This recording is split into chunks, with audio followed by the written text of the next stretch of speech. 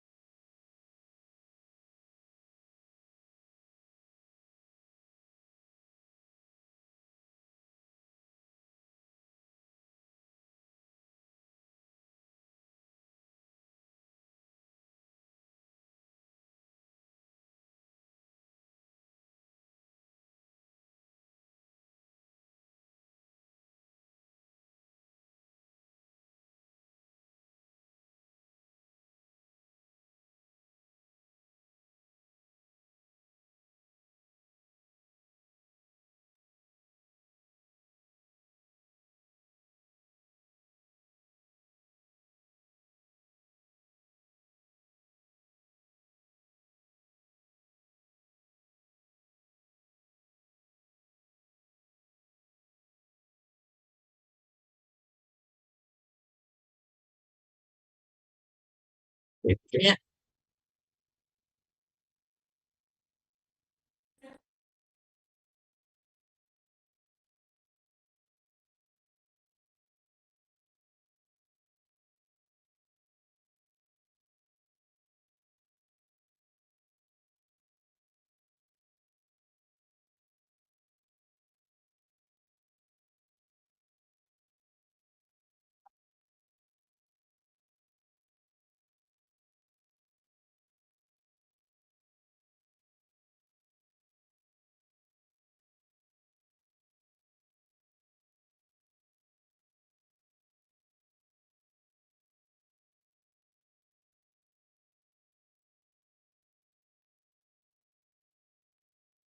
Cik, cik.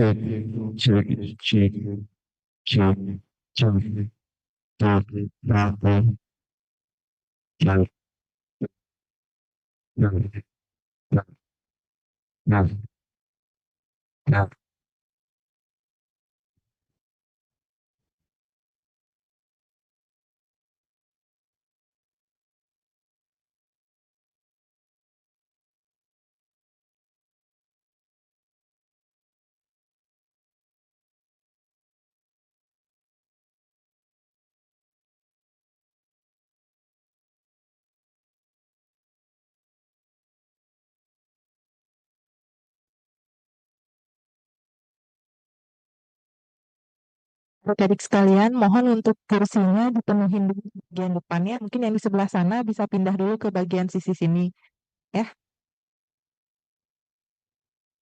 supaya acaranya bisa kita mulai lebih awal. Jadi tolong untuk dipenuhi dulu kursi di depan ini. benar ini mah. Oke.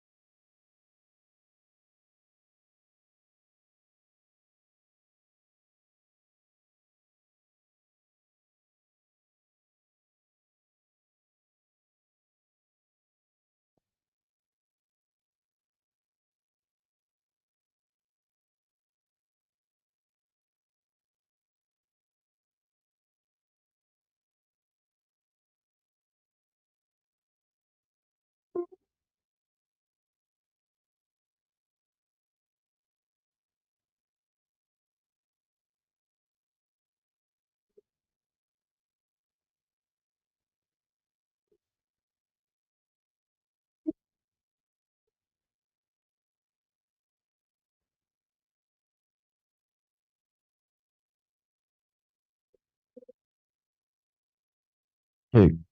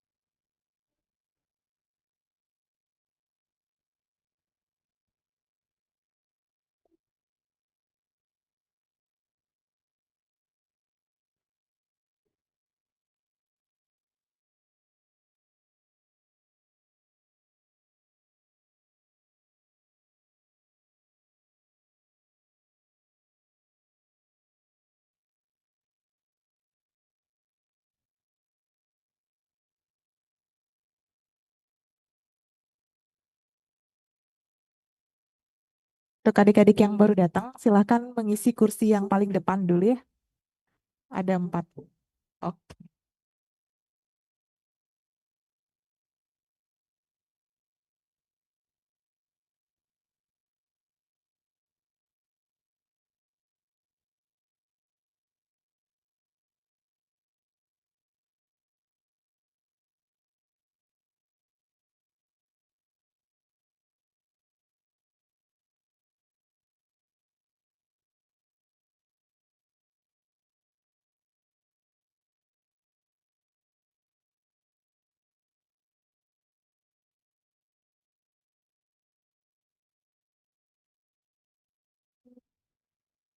Cek sudah.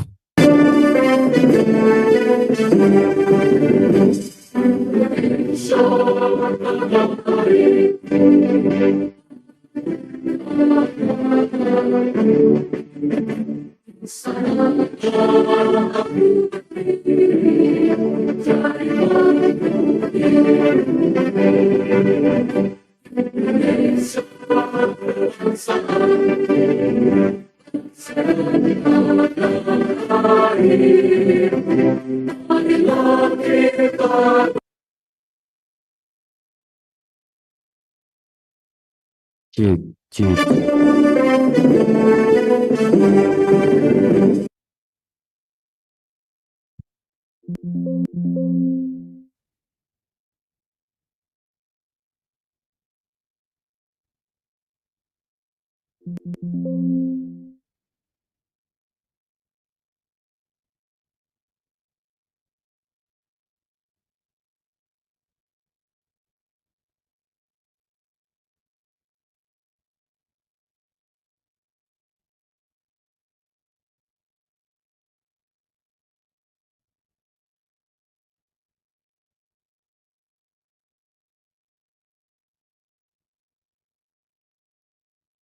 Cek, cek, cek, cek.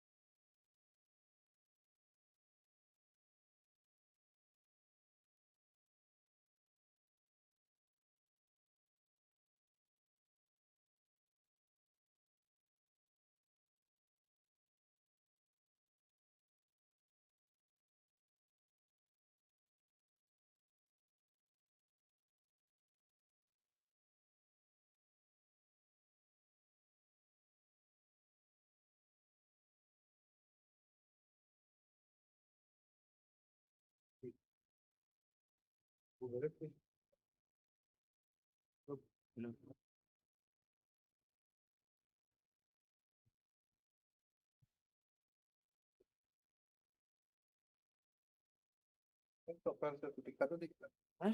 ada tulisan no. Mana salah? Yang cowok double, yang cewek nggak ada. Hah? Yang cewek nggak ada. Yang cewek. Hmm. Yang namanya yang cewek. Oh, ya, ya, sudah, sudah.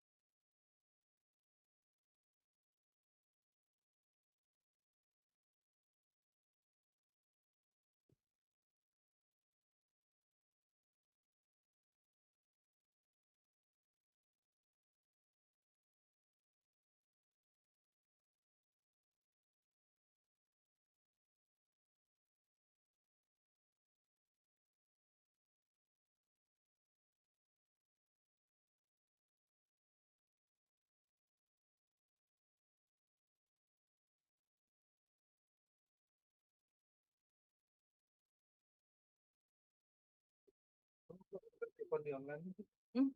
Banyak.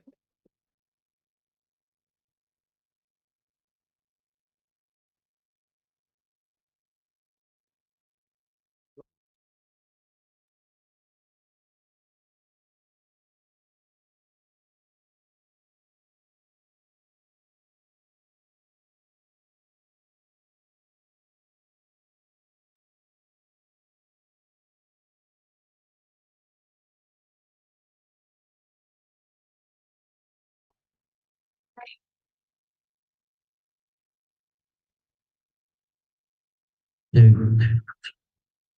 ya, ya. Cek.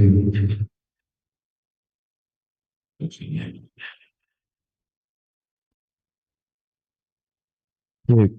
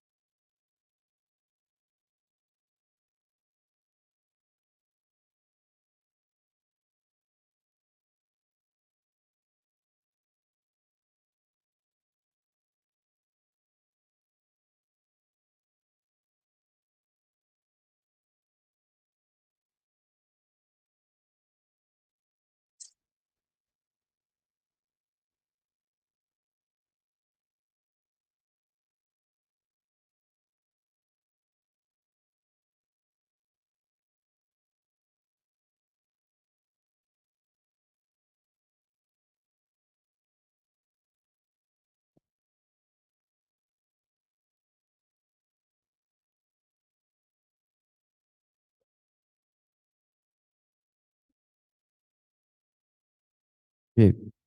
Cek. Cek. Cek satu. Cek. Tes. Cek. Cek. Cek. Cek. Cek. Cek. Cek. Tes.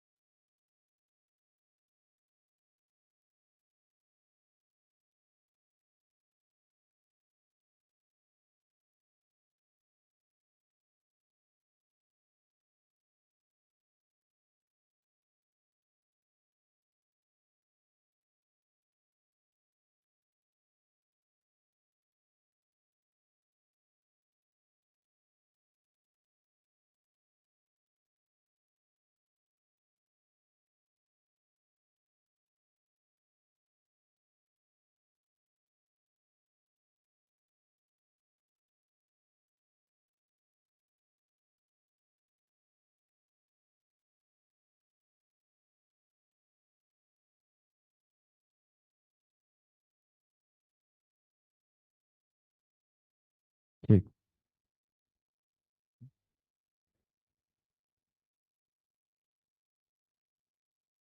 cek, cek,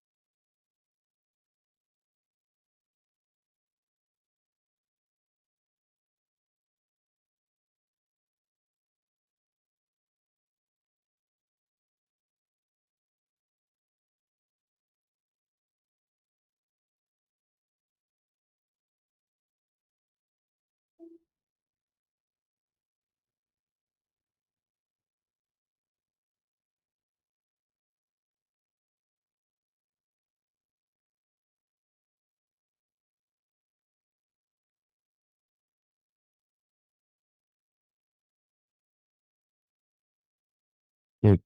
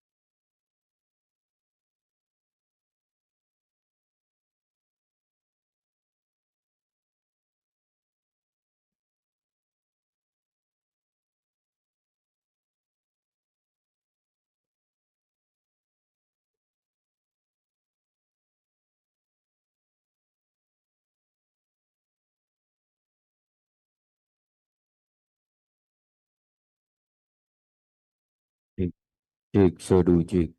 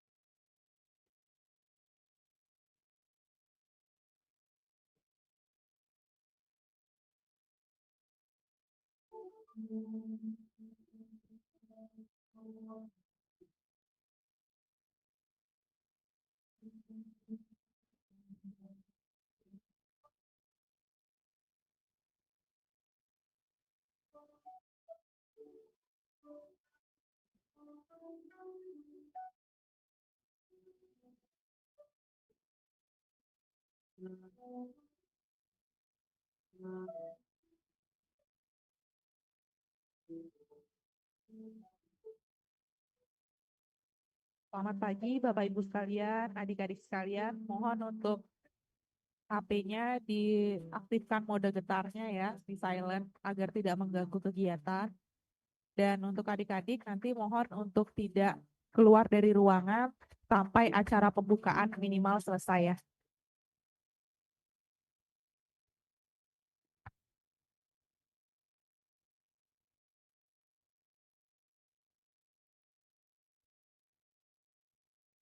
Baik, mungkin bisa untuk mulai tenang karena sebentar lagi acara akan kita mulai.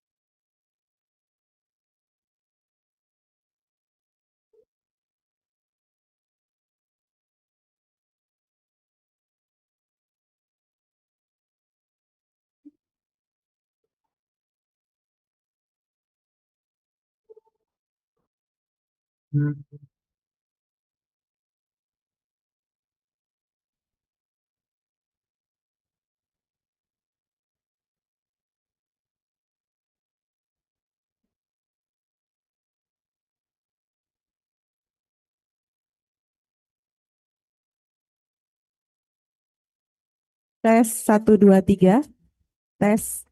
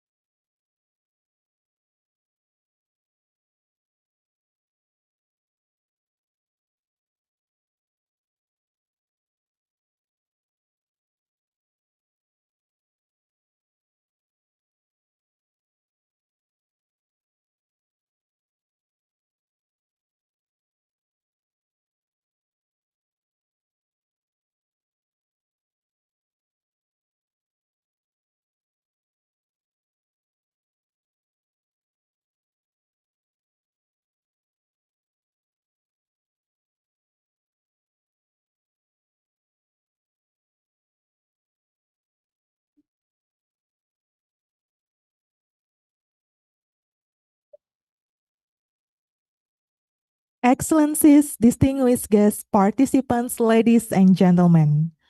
Om Swastiastu. Welcome to the beautiful island of Bali at the Faculty of Law Udayana University. Today, on May 23rd, 2025, we gather here for the opening ceremony of the academic seminar entitled Comparative Criminal Law between Thailand and Indonesia in Theft and Embezzlement Offenses. This seminar is proudly organized by the Faculty of Law Udayana University as part for our ongoing efforts to strengthen international academic collaboration and legal discourses.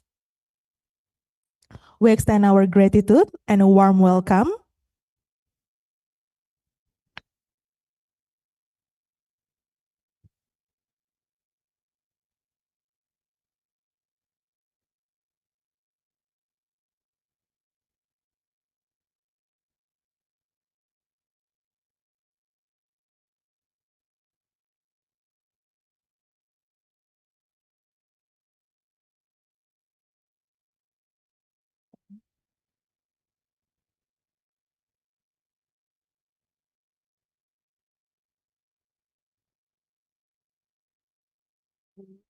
Saya kira Bu Aras suruh tunda tadi.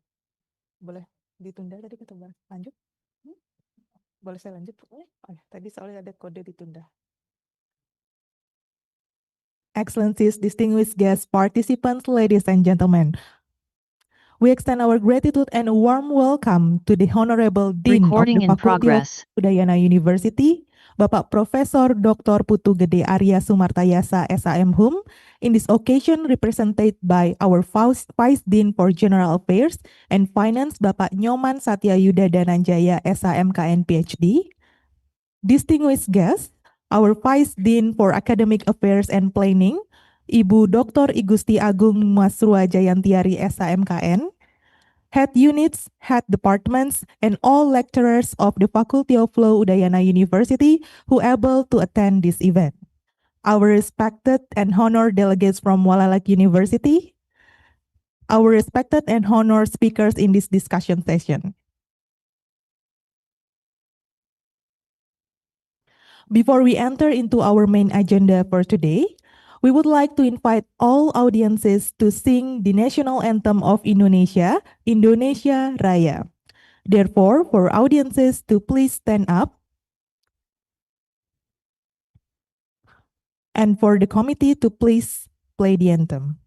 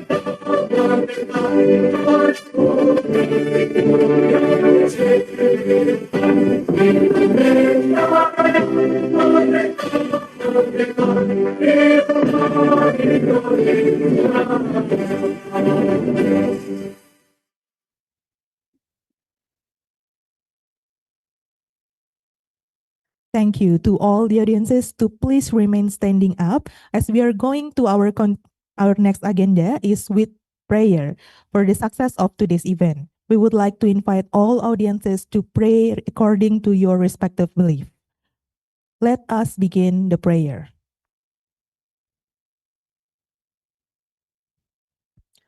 The prayer is now concluded. For the audiences to please remain seated. Please may be seated.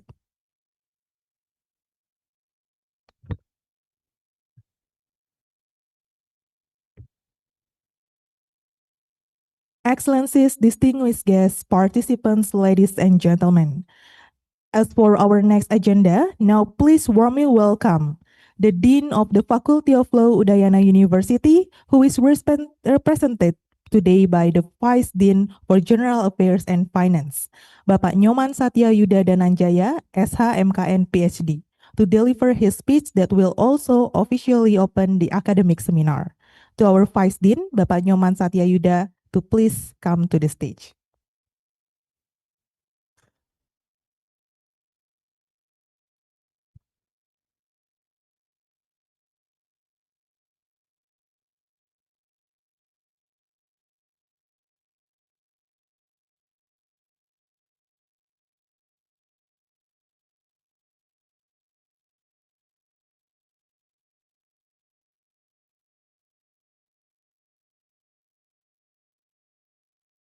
Distinguished guest, Mr. Kadok Paul Nikonpers, ESQ-LLM, the Assistant to the Dean for Foreign Affairs School of Law, Walailak University. The Honorable Speaker, Mr. Ratapol Buangern, ESQ-LLM. Ms. Yosita Saikwan, ESQ-LLM. And Assistant Professor Siwarut Laikram. Bapak Dr. Ide Bagus Surya Darmojaya, SIMH.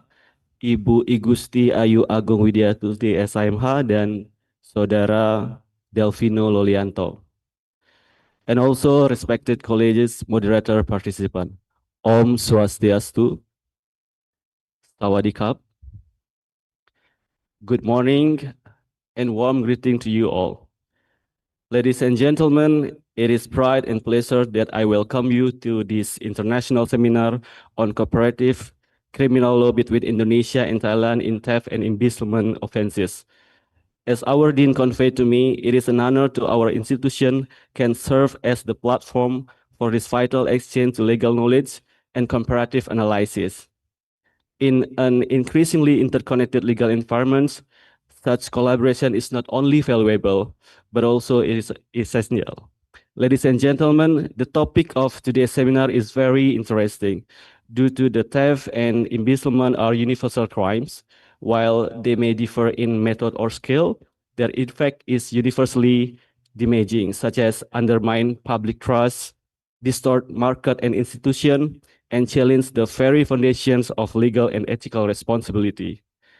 I believe in today's seminar, all speakers will spotlight two sides within two countries, Indonesia and Thailand, of course, with their regional ties and rich legal traditions to better understand how it handles these offenses under their respective criminal justice system. I also slightly make comparative overview within Indonesia and Thailand regarding theft and embezzlement. In Indonesia, are regulated under the Indonesian Criminal Code. We call it KUHP. Well, theft is addressed under the Article 362, and embezzlement is specifically addressed in Article 372. And of course, distinguishes itself by focusing on abuse of trust and power. Thailand, in contrast, I hope I'm not made a mistake, regulates similar offenses under its penal code, particularly Section 334 and 352. Is that correct? Like Indonesia, Thailand also distinguishes between theft, which is defined as the wrongful taking property, and embezzlement, which involves misappropriations by someone entrusted with the property. Is that correct? Okay. Despite these similarities, the two countries also reveal notable differences in sentencing practicing, prosecutorial discretion, the rule of restorative justice, and recent legal reform responding to cyber-enabled financing crimes.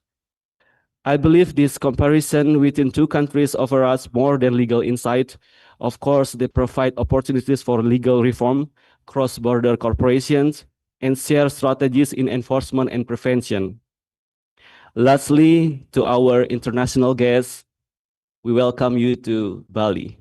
We welcome you to Faculty of Law Udayana University, to our country, and to this shared intellectual journey. And let this seminar be a catalyst for meaningful dialogue and mutual understanding. I would also like to convey that this seminar is also an initial step to establish cooperation between two institutions in terms of invited guest lecturer, research collaborations, exchange student for our international undergraduate program. Owing to odd semester of this year, I can announce you that our Faculty of Law Udayana University will officially open an international undergraduate program for bachelor law degrees. So this year we will open an international undergraduate program for bachelor of law degrees. Ladies and gentlemen, to end my speech, I also deliver an appreciation to organizing committee, academic partner, and supporter for your commitment to make this seminar a success. And last, on behalf of the Dean of Faculty of Law of Udayana University, I officially open this seminar, and I wish you all derive an enlightening, productive, and enjoyable seminar. Thank you so much. So I open the seminar with this. Thank you. Good morning.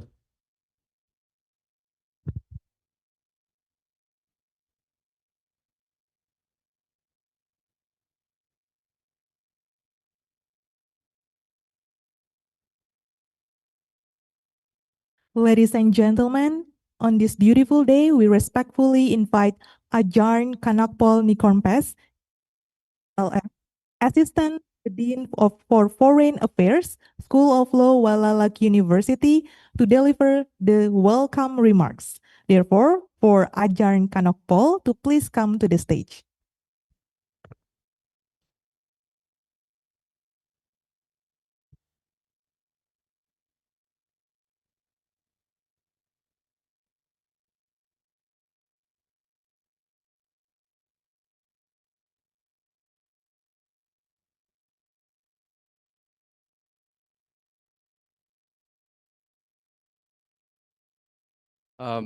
Very good morning. สวัสดีครับ On behalf of School of Law, Walalak University, let me begin by asking you this.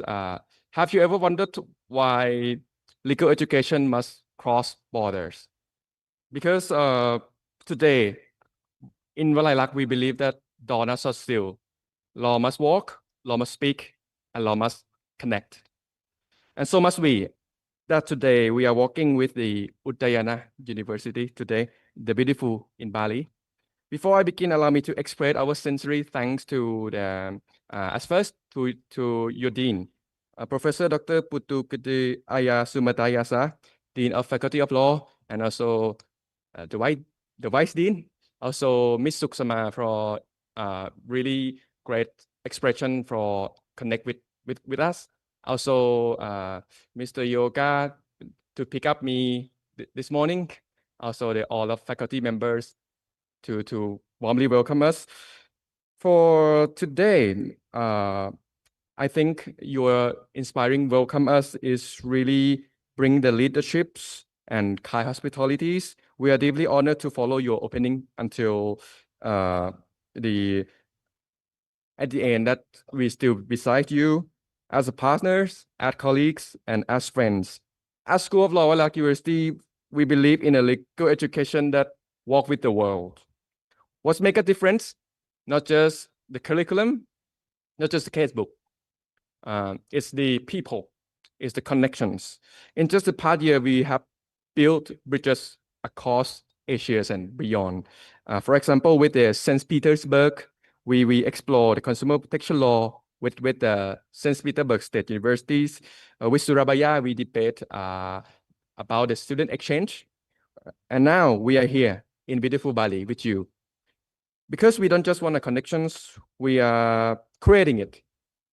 We believe this partnership will bring excellence to us both, not just through the document, but to the people, to the lecturer who teach, through students who travel, through research that move across borders. This is not just a visit, I think. This is a part of our strategy. It aligns directly with our 20-year strategic plan in Valailak. Because when our students walk abroad, they will return into the next generations. They will transform Udayana University and Valailak from the inside out. So let me say this again. Thank you, Faculty of Law Udayana. Thank you, the Dean, the Vice Dean, all of faculty members. Thank you for believing in this partnership, and I hope that I believe in it too. And we believe that the best is yet to come. Thank you. ขอบคุณครับ Okay, thank you.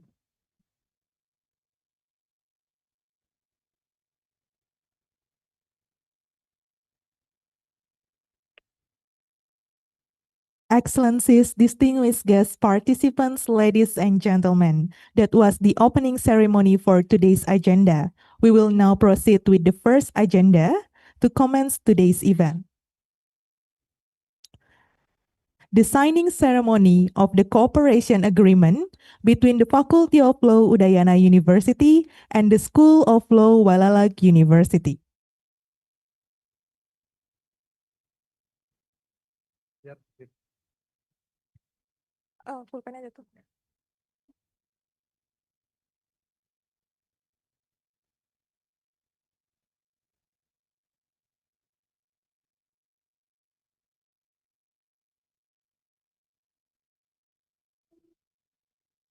At this moment, we kindly invite the Vice Dean for pardon me.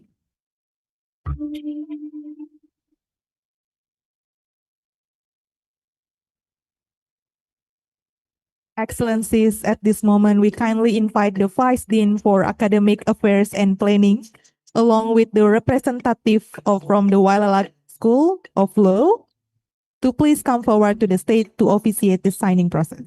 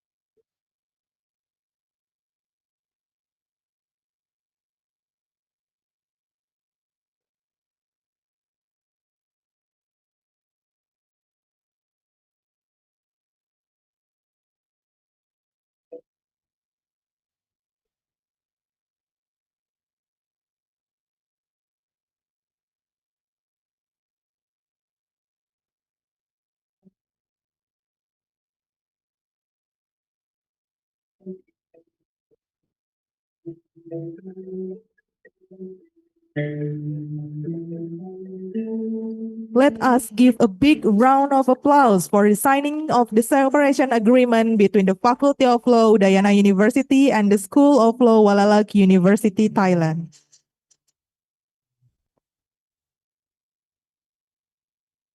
Excellencies, please remain on the stage because we are going to continue with the photo sessions. I invite you to come to forward.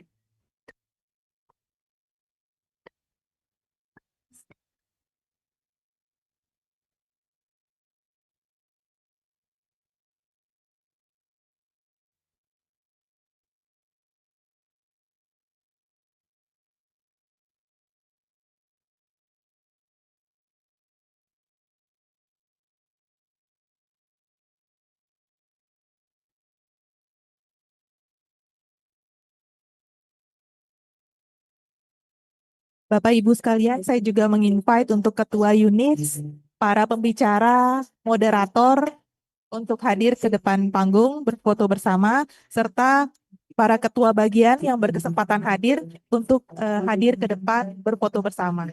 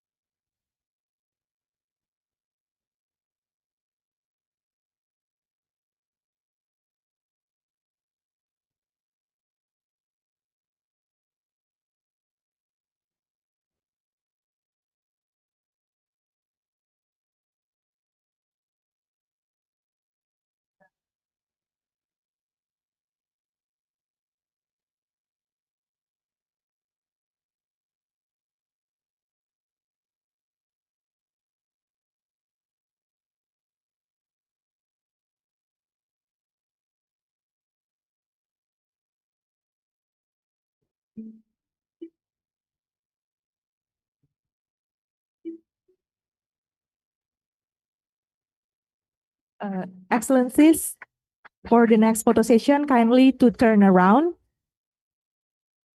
so we can make a group photo session. For the audiences, please remain stand up.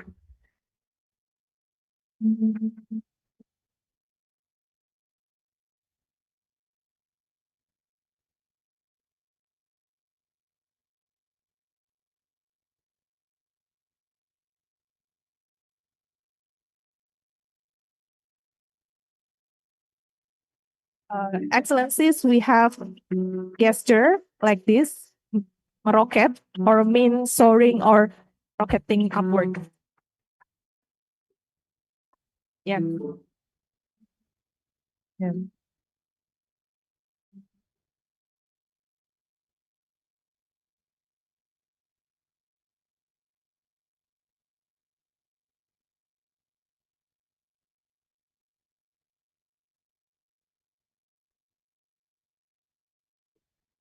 Excellencies, you're kindly to turn back to your seat, please.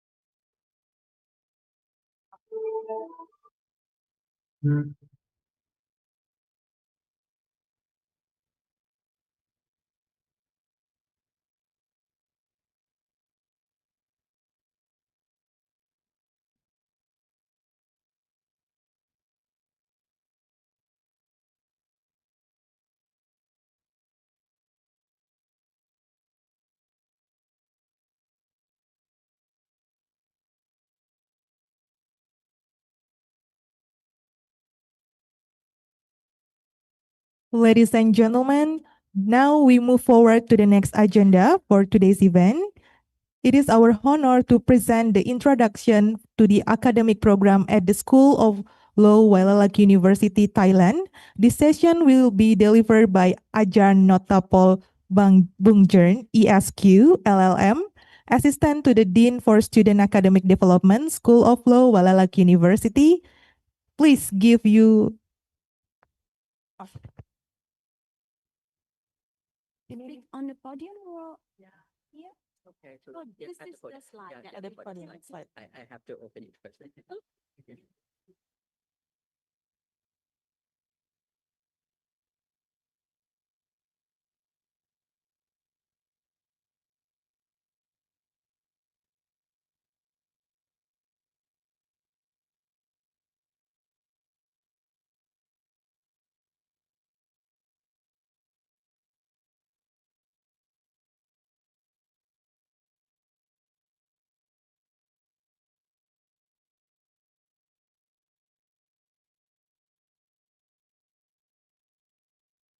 Ladies and gentlemen, we need to wait for a moment because we prepare for the presentation.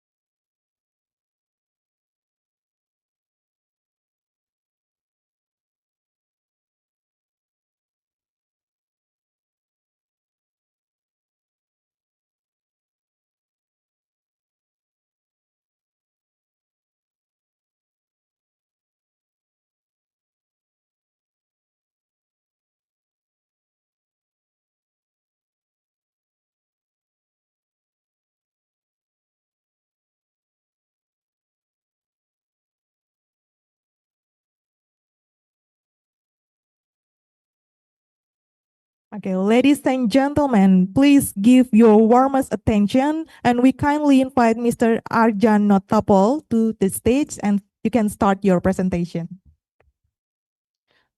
Hello. Good morning, everyone. I'm Notapol Wongan, Assistant to the Dean for Student Academic Development. It's a pleasure to be here.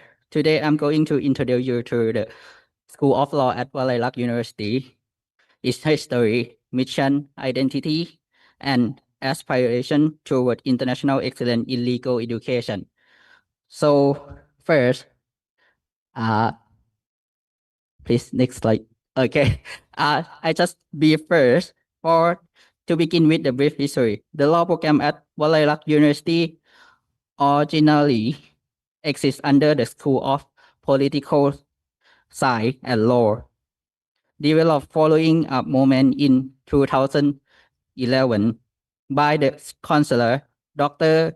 Kirat Sangang. This interactive was aligned with the university development plan to serve society and become a leading institution. On 2018, Walayalak University official grant recognition from the Thai Bar Association, which make our program certified in nationally standard. Due to this success and increasing interest, the School of Law was formally established by the University Council on May 2020 as a separate academic institution. For the vision and mission, the School of Law is simple but powerful, excellent to the world, producing ethical, academically proficient graduates who promote justice and solve societal problems.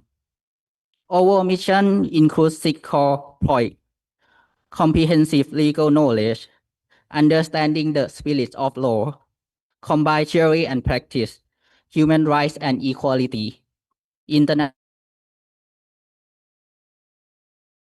preservation, and our identity and objective.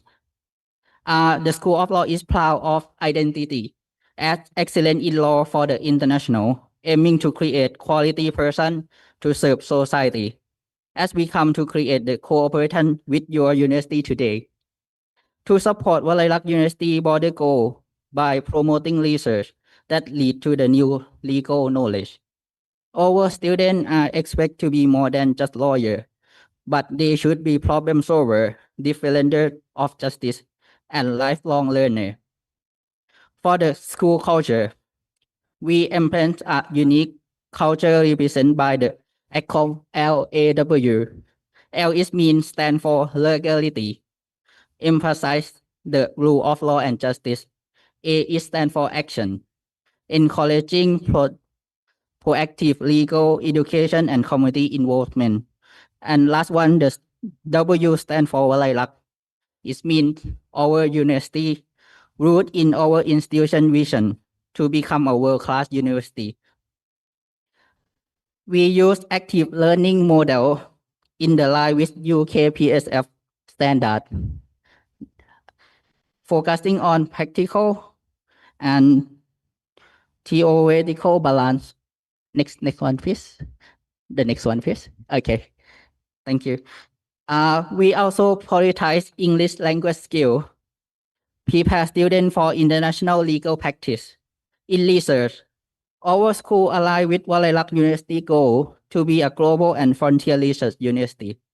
We aim to produce legal professionals who can work abroad, across border, uphold justice, and adapt to challenge the digital global size world. And for the next part, with Assistant Professor Silverwood will tell you more about the research program information after this. Thank you.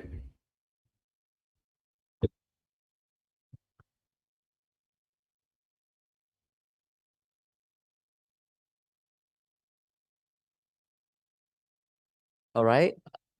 Good morning, ladies and gentlemen. I am Assistant Professor Sirut Klam. I am a head researcher, School of Law, Walayalak University. So today I would like to represent the research international collaborations. So Walayalak University has been recognized and we are ranked by the number 1,201 due to the informations of Time Higher Educations. And we are the top 5 of Thailand due to the research part. Next, please. So this is our international collaborations. As you can see from the pictures throughout the world, we have collaborated with various international partner university. And today we come here because we would love to do the research together with your university, especially your excellent expertise lecturers. Next, please. So this is our colleagues. As you can see, we have various expertise in our school. First of all, you can see the blue one.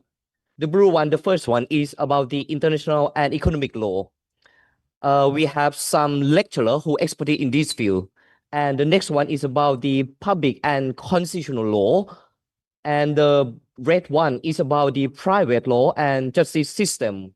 And the next one, the yellow one, is about the business, finance, and taxation law. And the next one, the purple one, is about the intellectual properties and innovations law.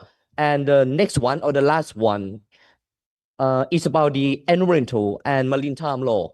So all of us is our expertise field, and we are looking to work on with your guys in terms of the international collaborations. And next slide, please. So we are looking for the opportunities to work on with your guys. For example, the joint research proposal. As you can see that we have various different field of law. And we are looking to do the research together in terms of your expertise and work on with us.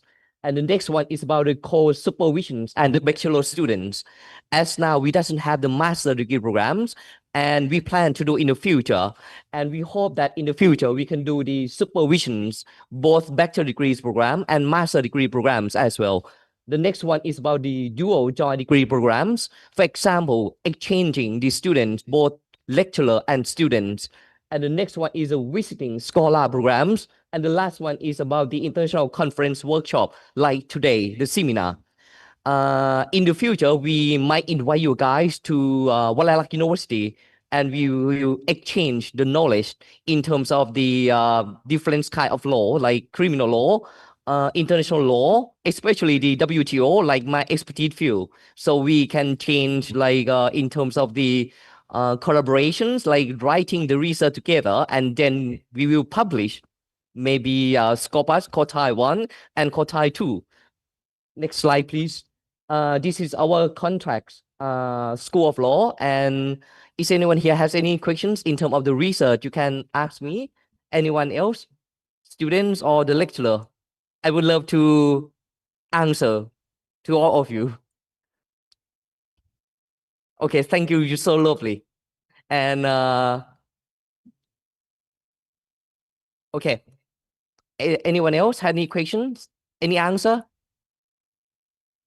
Okay.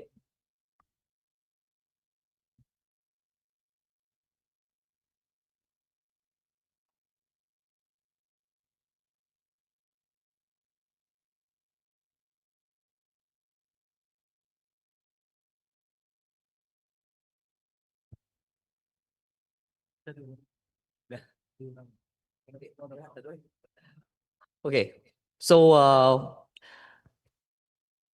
actually, he asked me about the exchanging the scholar in terms of the internship programs. I think he might interested. So I think due to our the agreement today, I think in the Indonesia, you might call MOA or MOU. It's similar. But in the future, we will do and we will work on with that. For example, one of the Indonesian students right now in the School of Law, we have one student and she is Indonesian and she work on with the internship programs almost 3 months at our School of Law. So I tend to think like your professor or some kinds of the international affair probably can contract us, and then we will exchange the we will have some like short programs for you, and we will discuss later. Thanks a lot. Anyone else?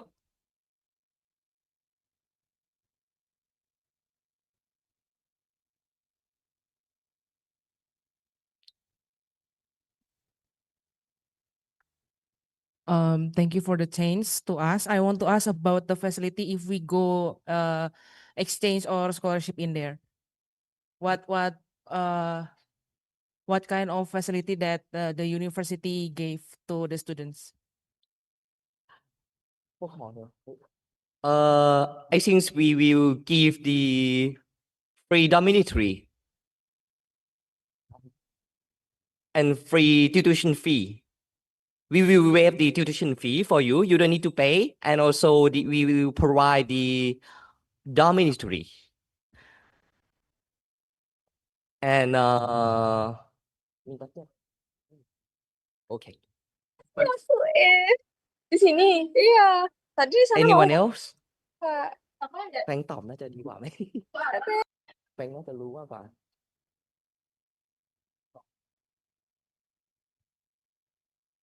โอเคแฟรงค์ครับ น่าจะเวิร์กกว่านะเอาน่าจะดีกว่า so actually in Thai we call Ajahn. Ajahn equal the lecturer or the teacher. So sometimes I probably say Ajahn, so you don't need to like worry whatever I say. So he is the international affair. I mean, he is assistant dean, School of Law, and he's responsible. I mean, his responsibility is coordinating with the international student. So he will give the answer better than me, actually, because my responsibility and duties is providing and exchanging the research in terms of the research, actually. But for my friend, my colleagues, he will give the answer for that student for you better than me.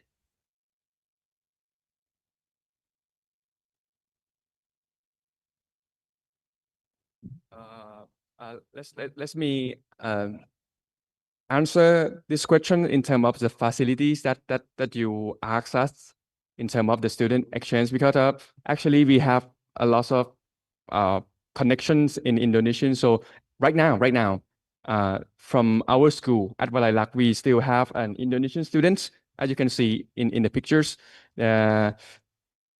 She was selected. I think the Untuk in Surabaya, we have collaborations with them, and we have agreement that every single year they will send at least 2 students from Untuk Surabaya to do an internship with us in Thailand in the position of the teaching assistant to help every lecturer to prepare the lectures in every classes.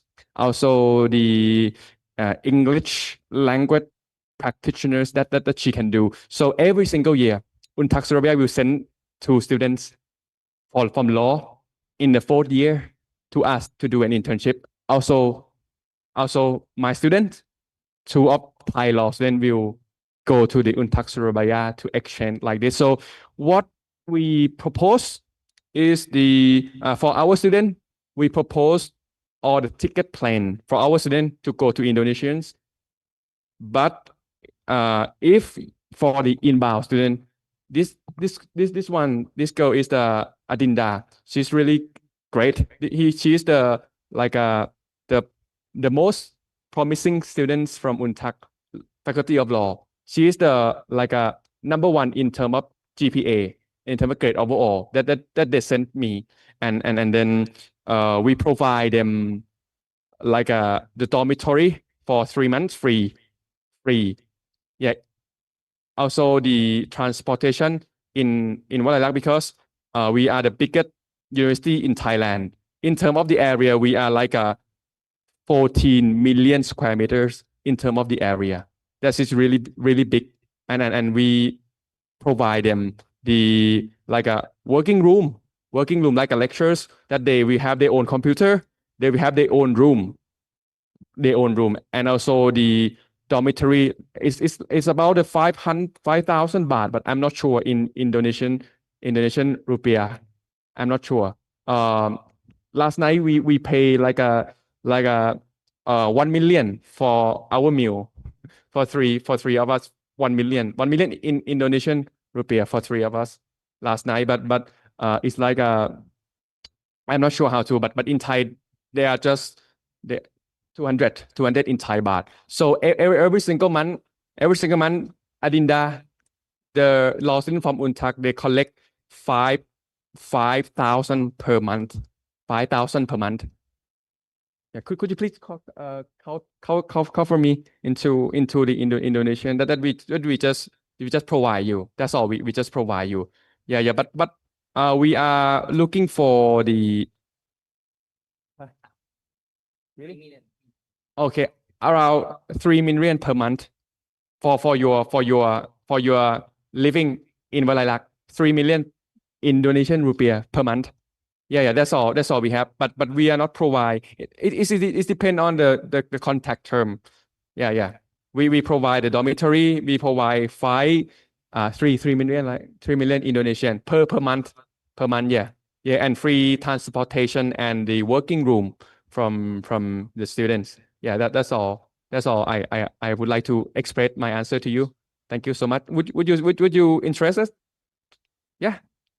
Okay. So you can contact the Vice Dean or the Vice Dean for Student Affair, for the Academic Affair to talk with us. We are fine and we really happy to get the to welcome the Indonesian students. They were really great from Indonesia. They helped me a lot.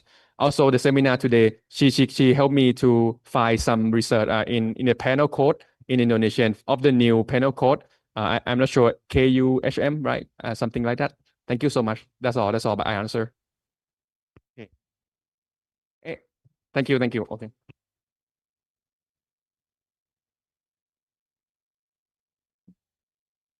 Thank you, Ajar, for the overview of your academic and research conducted to your School of Law, Walalak University. You may return back to your seat, please. Thank you.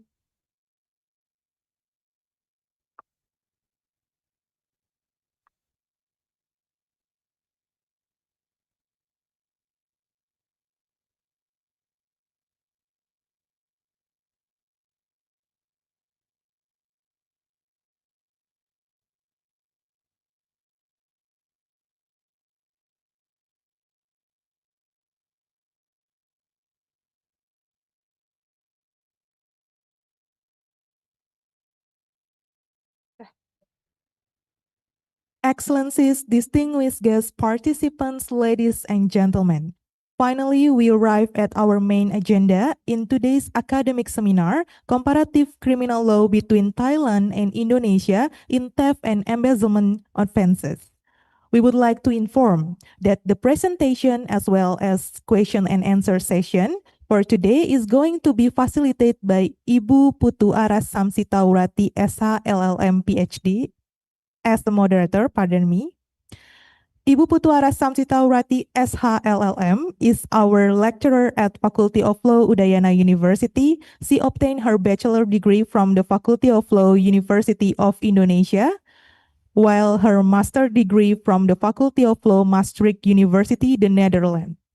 Ladies and gentlemen, without further ado, we would like to invite Ibu Putu Aras Samsitaurati, SHLLM, to please facilitate this session.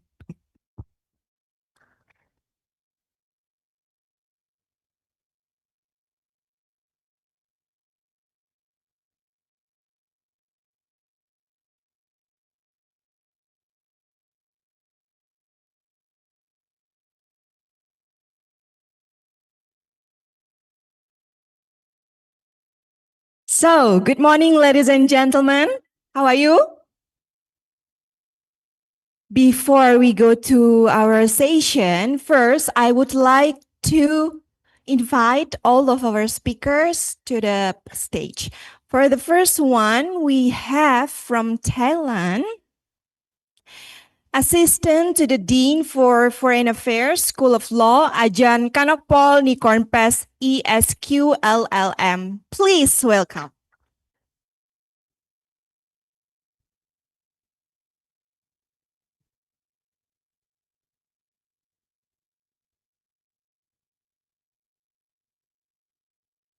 For the second speaker, we'll have from the Faculty of Law, Udayana University, Ibu Igusti Agung Ayudika Widyastuti, SAMH. Please welcome Ibu Dika. Thank you.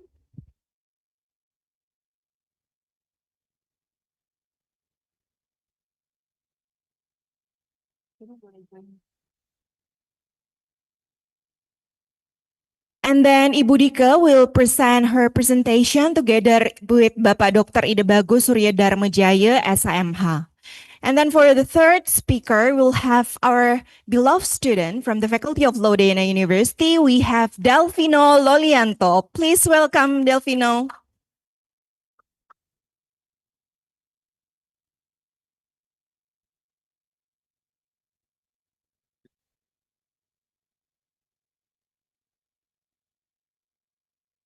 So we have all of our speakers. Now I would like to introduce myself. Thank you first, our MC today for introducing me, but let me explain again. My name is Aras. I'm a lecturer here at Faculty of Law, Udayana University. I graduated from University of Indonesia and got my Master of Law from the Maastricht University in the Netherlands. And it is such an honor for me to sit here and facilitate all of these beautiful speakers for today's event. Because what? Because Bali and Thailand both are famous for our beautiful places, tourism places in the world, right? Please give applause to Bali and also Thailand. But in this beautiful morning, we'll not talk about tourism law, unfortunately, but we'll talk about another topic, a very interesting topic, in theft and embezzlement, which is the topic of our discussion for today is the comparative criminal law between Thailand and Indonesia in theft and embezzlement offenses. Well, ladies and gentlemen, theft and embezzlement, the way they are defined, prosecuted, and also punished may differ across legal systems. Today, we aim to understand those differences and commonalities between Thailand and Indonesia, two countries that share regional ties yet operate under distinct legal frameworks influenced by their customary practices and modern reforms. This comparative perspective enriches our legal understanding and, of course, foster our cross-border legal cooperation, policy reform insights, and academic growth. So we are privileged here to have with us distinguished guests, legal scholars and also students from Thailand and Indonesia. Now I would like to introduce you the first speaker, Assistant to the Dean for Foreign Affairs, School of Law, Ajan Kanokpol Nikornpes, ESQLLM. He got his LLB from Ramkhamhaeng University. Hopefully I mentioned it right. And LLM from University of Glasgow. He is also Lawyers Council of Thailand under the royal patronage. And then also a Thai barrister at law at the Institute of Legal Education of the Thai Bar, Thailand. Please give applause. For the second speaker, we have Ibu Igusti Agung Ayudike Widyastuti SMH. She is our lovely lecturer at the Faculty of Law Udayana University. She also serves as the head of the task force for prevention and handling of sexual violence at Udayana University. Her expertise is at criminal law. And she got her Bachelor of Law degree from Udayana University and Master of Law degree from Universitas Diponegoro Semarang. So please give applause to Ibu Dika. And then I would like to also read the CV for our third speaker, Bapak Dr. Ida Bagus Surya Dharmajaya SAMH. He is a lecturer also at the Faculty of Law Udayana University. He was the former head of department for the criminal law at this faculty. He got his Bachelor of Law from Brawijaya University, Master of Law from Universitas Indonesia, and Doctor of Law at Brawijaya University. And for our fourth speaker, Delvino Lolianto is our student at the Faculty of Law Udayana University. He was a former Asian Law Students Association National Chapter Indonesia for period March 2024 until February 2025, correct? Yes, he also actively participates in various organizational activities and has received multiple awards for his academic achievements. So please give applause to Delvino, ladies and gentlemen. So before we continue with our main agenda, I would like to give a quick reminder to our speakers. So each presenter will have approximately about 20 minutes to present their presentation. And by the end of the presentation, there will be a Q&A. So for participants who joining this event offline, you can simply raise your hand during the Q&A session. And for those who joining us online, you can just also simply write it on your text box and we will read your questions later to the speakers. So, ladies and gentlemen, without further ado, let's begin our session with the first presentation from Ajan Kanokpol Nikonpes ESQ LLM. The floor is yours. Actually, I have a slide to all of your students to understand it easily. I try my best to do it to understand Thai law easily. Yeah, I make it like a 4 or 5 days for these slides. Okay, as first, for the topic today, thank you so much for having me here.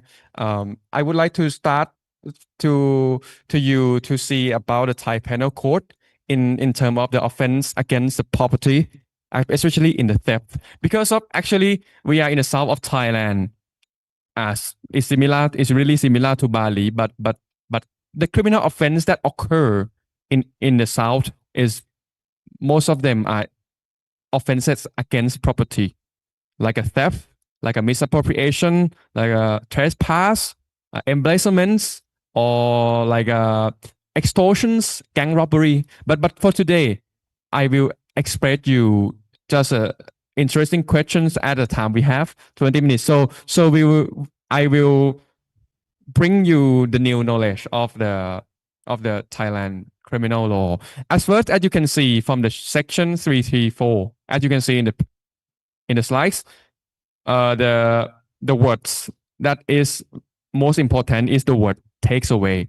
You know, whoever dishonestly takes away any properties to be said as the commit the theft and shall be imprisoned not out of 3 years and fine not more of 6,000 baht. Yeah, this is the sanction and the penalty from Thai Penal Code, and I think this is so old, and I think if we could like enact or edit some, it must be the challenged issues. So I will bring you the new knowledge of the elements in the Thai Penal Code. We have 2 big elements to become a a thief who commit a theft of friends. So first, there are two. The first is the physical elements, and the second is a mental element. Let me start with the physical element. Could you please? Just one press. Okay, that's fine. In the physical element, we have three components, three elements. The first one is any person. This is so easily. But the word that is a challenging issue is the word takes away. What does takes away mean? It's really simple. Takes away. But in Thailand, there was really challenges for the defendant, for the judge, also the public prosecutor to imply, to interpret this word. And then I will bring the knowledge, this knowledge to you. So let's move to the mental elements. Mental elements, the neck press, like, okay. And mental element in Thailand, we need, for the theft, we need the intention. Also the dishonestly to a specific intention. Yeah, this is to require mental elements. สวัสดีครับ Okay, next slide, please. So now that you know that to become a thief who commit a theft crime in Thailand, it must be the word takes away. It must takes away something like anything. Most of crime is the money. Takes away the money or the any electronic devices. But let's look at the word takes away. What does takes away mean? What does takes away mean? Let me tell you. In the word takes away in the Thai Penal Code, we divided into three elements as well. All right, you see the big pictures, and then I will give you the deeper, so you can follow me, right? Okay, is it clear for you? Is that all right for you? Okay, we are on the word takes away on the section 334 regarding the theft or larceny. How it's called? There's called in many words, but I call theft.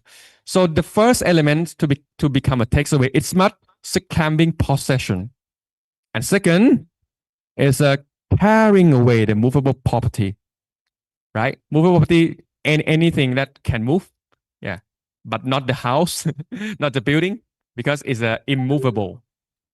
And third, the last one, they must dissolution of ownership. So this is the three key elements to take us away. Okay, let me start with the first one, scrambling possessions. All right. Now that you know the word takes away and you know they have three elements, the first one is scrambling possession. So let's talk about this. Let me define this word. Next slide, please. The word takes away in Thai criminal law, it means that the property must be in the possession of another person, and then the thief can take possession of it.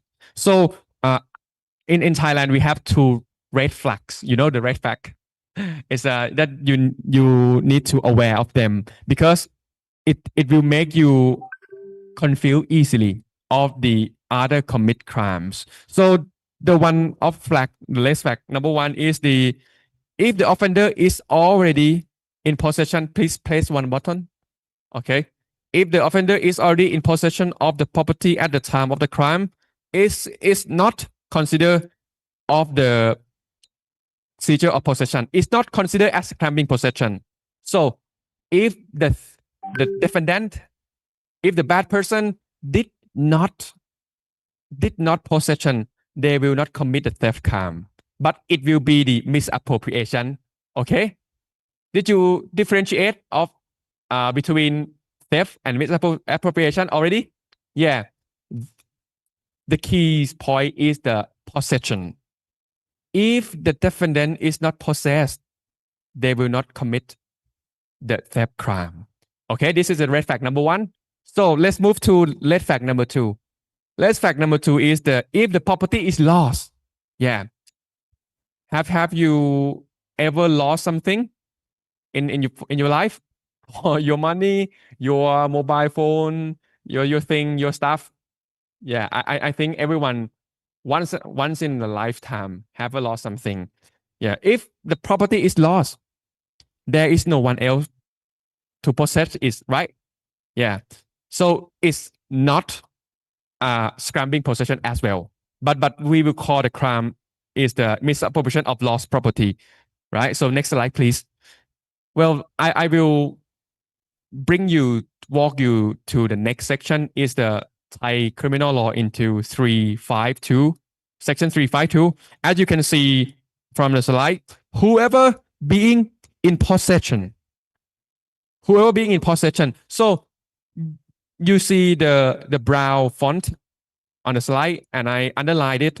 So to become the misappropriation, you need to possession, but for the theft, no. This is the different at all. So let's look at the last word. Whoever being in possession and dishonestly converts such property to himself or a third person, this is what we call misappropriation. But some legal texts or legal books they call embezzlement, but in Thailand it's the same. Misappropriation and embezzlement is the same in Thailand. But the difference between theft and misappropriation is the possession. Yeah. Okay, so let's move to the physical element of this section. The physical elements of misappropriation is theft. The theft is must be taken away, right?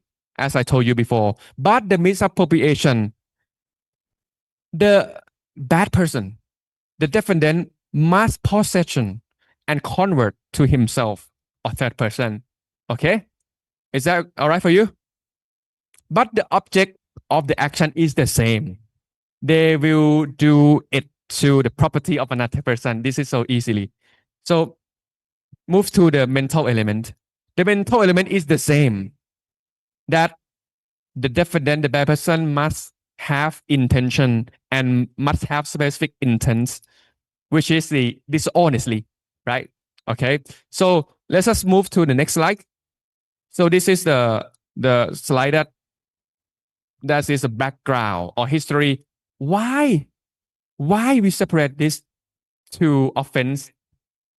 Because of theft, the assault of ownership, and also possession. So in the Thai criminal law, this is the non-compatible offense. You know this word? Did you know this word? Non-compatible offense is the offense that cannot be compromised. Also, when the defendant and the claimant meet each other, and okay, I will give you 1 million rupiah and then we end. This is not be considered. They cannot end like this because this is the theft. They assault the ownership. They assault the possession. So it is non-compatible offense.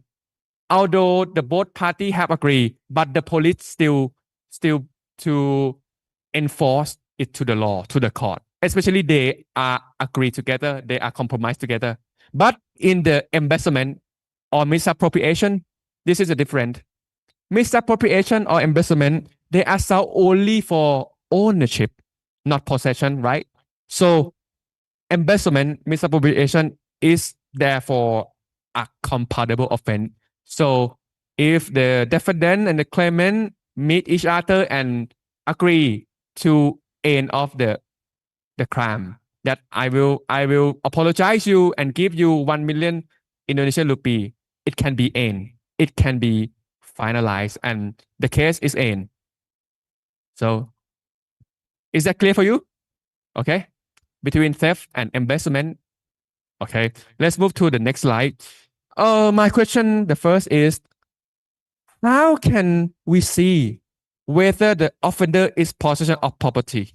This is really challenging issue in Thailand from the past until now. How can we see whether offender is possession of property? So let me tell you one of the Thai Supreme Court decisions on the case of asking someone to hold your belonging. In the case that you have to pee, you have to go to toilet, and then you told your friend that, oh, could you please hold the phone for me? Could you please hold my bag from me for a moment? As you can see from the slide, I put the like an icon for you.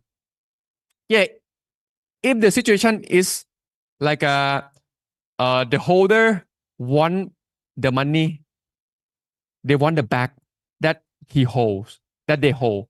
So what crime will he, what crime? What crime? What crime? Theft or misappropriation? What do you think? What crime will they guilty?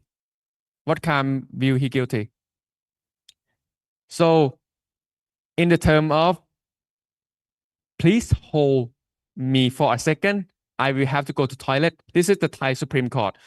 The judge of Thai Supreme Court judged that in the case number 179 of 1964 that the defendant was guilty of theft, not misappropriation. Why? Because in terms of holding for a second, the person that is the owner want just temporarily hold, not for the lifetime, just hold for a moment. So it can be considered to be guilty of theft, not misappropriation. All right, this is the old one. That is the case study in Thailand. So let's move to the next slide. There are so many kind of possess in Thailand, starting from borrow for permanent use, like can I borrow your car for 2 months? Can I borrow your iPad for 2 months? This is considered to be the borrow for permanent use. It's like the borrower who has the possess of the property. Also hire a property. Do you know the hire? It's like a rent, like a rent a car, hire the car. It's also considered to be the possession as well. Also the deposit property, like can I will go to the Jakarta. Can you keep this microphone for me for 1 month? This is a deposit, right? It's also considered as possess as well. So what about the pledge, the pawn? The pledge is like when you have not enough money and then you need some like emergency money, you will give some property to the pawn shop, and then they will bring your money to you. So this is considered to be that the owner of the pawn shop have the possess the property as well. Okay. So the next is the loan for consumption. This is different. This is not possessions. Okay. And the last one, make a money deposit, especially in the bank, is the not possession as well. So this is a one of less flag. Okay. So how many minutes that I have left? Like a 5 or 10, right? Oh, 6 minutes. So quickly. Okay.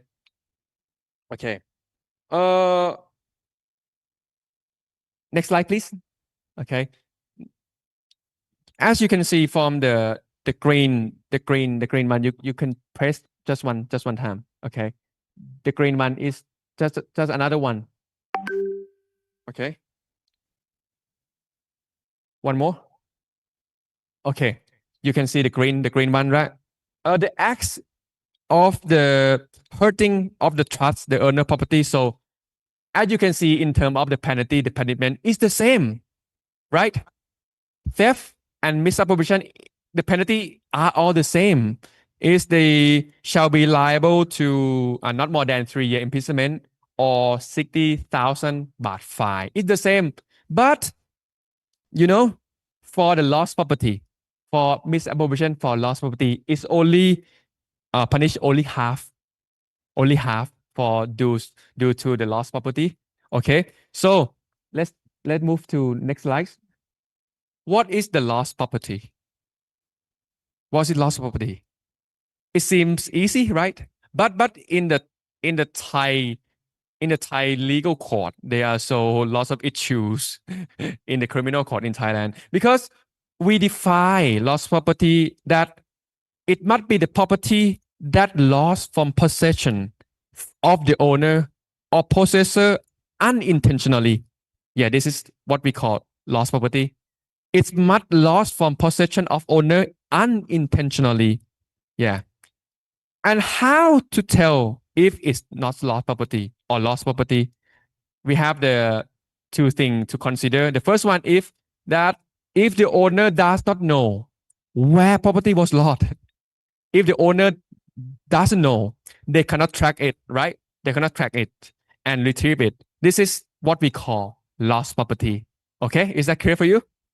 But if the owner knows where the property lost and they're trying to retrieve it, this is not a lost property. All right. So if the defendant pick it up and take it for himself, guilty or not? Yes, it's guilty of theft.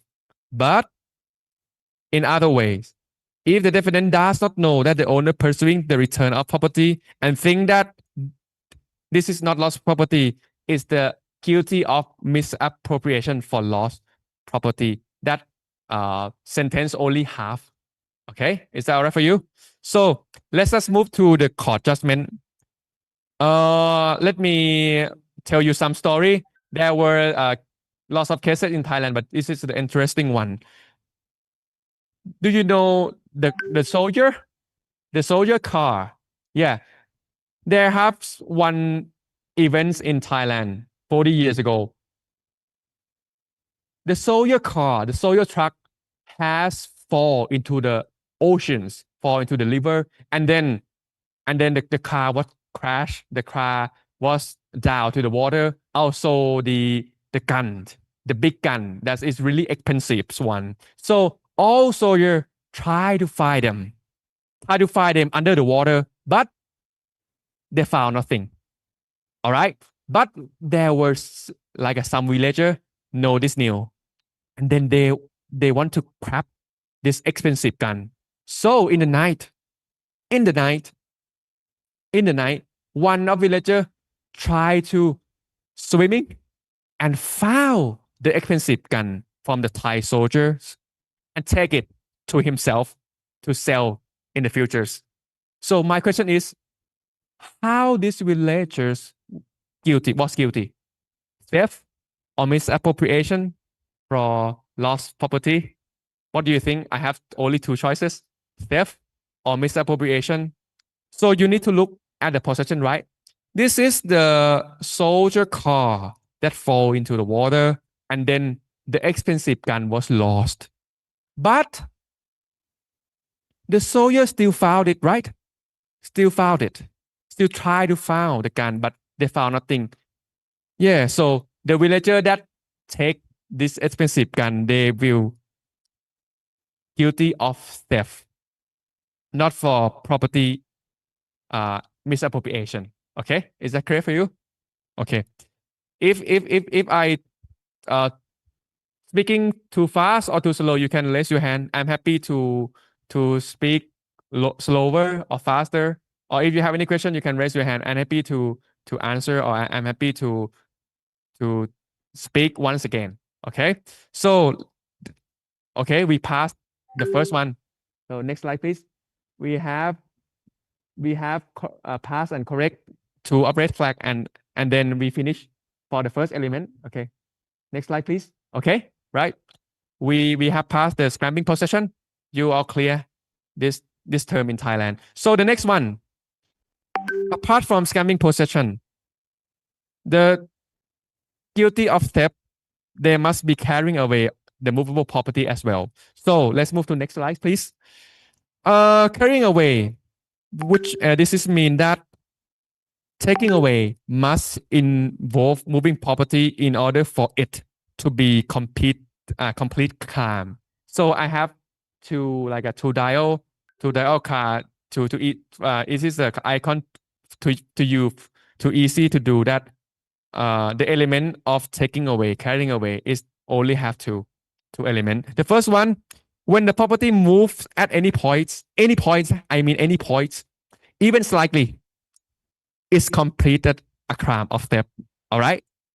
And the second one, but the case that property that it attached something, you know, the property must be separate, moved, and taken into possessions in order to complete property offense. Okay.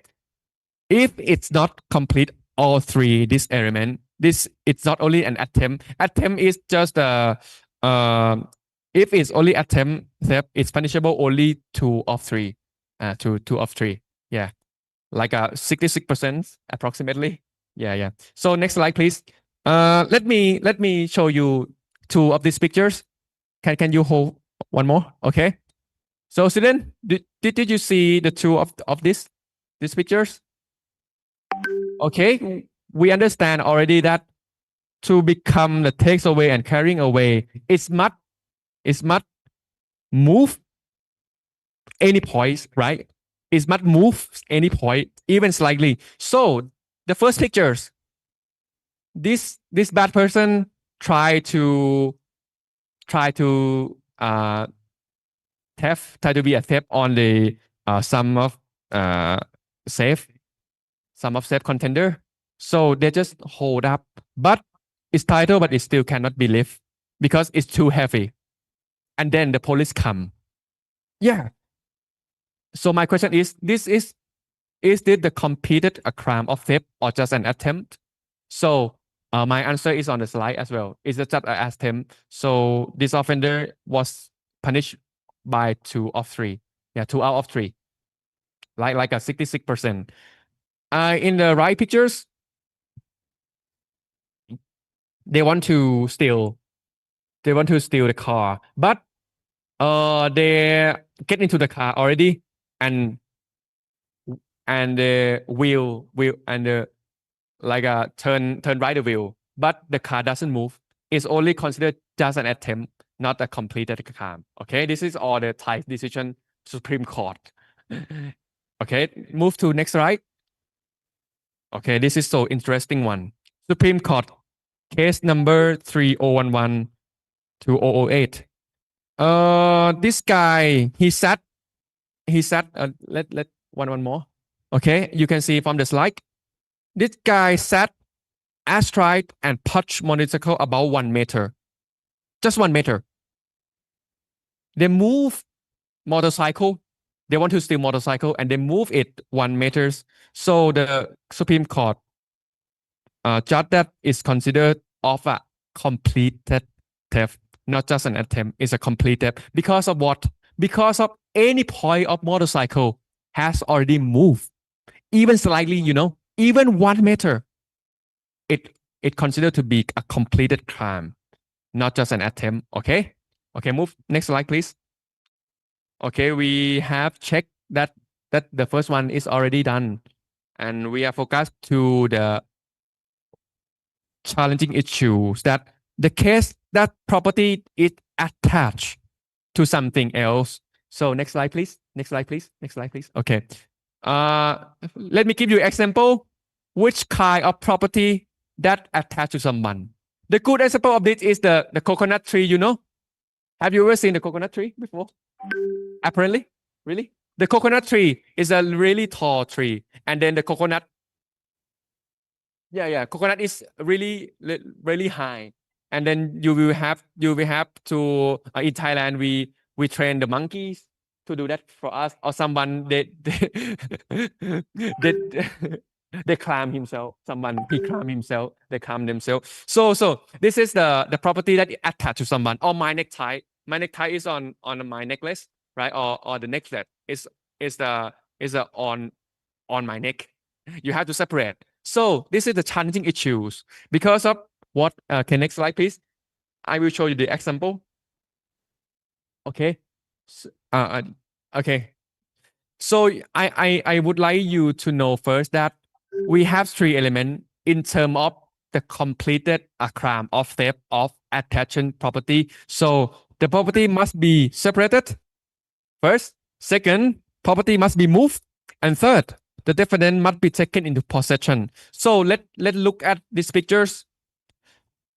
This is a case in Thailand, number 10132468. The bad person, this guy is really hungry. they would like some some of coconut water. So they climb into other person coconut trees. They climb into the highest of the tree, the top of the tree, and then they cut off the coconut. Coconut is falling down to the floor, but they are on the tree, and then the owner of the coconut tree and the police come. So where are they? They are on the tree, like on top of the tree, and the coconut water is on the floor. But now he was he was game. So my question is, what type of crime that he will be guilty? Yeah, let me show you the answer. This is only considered to be attempt of theft.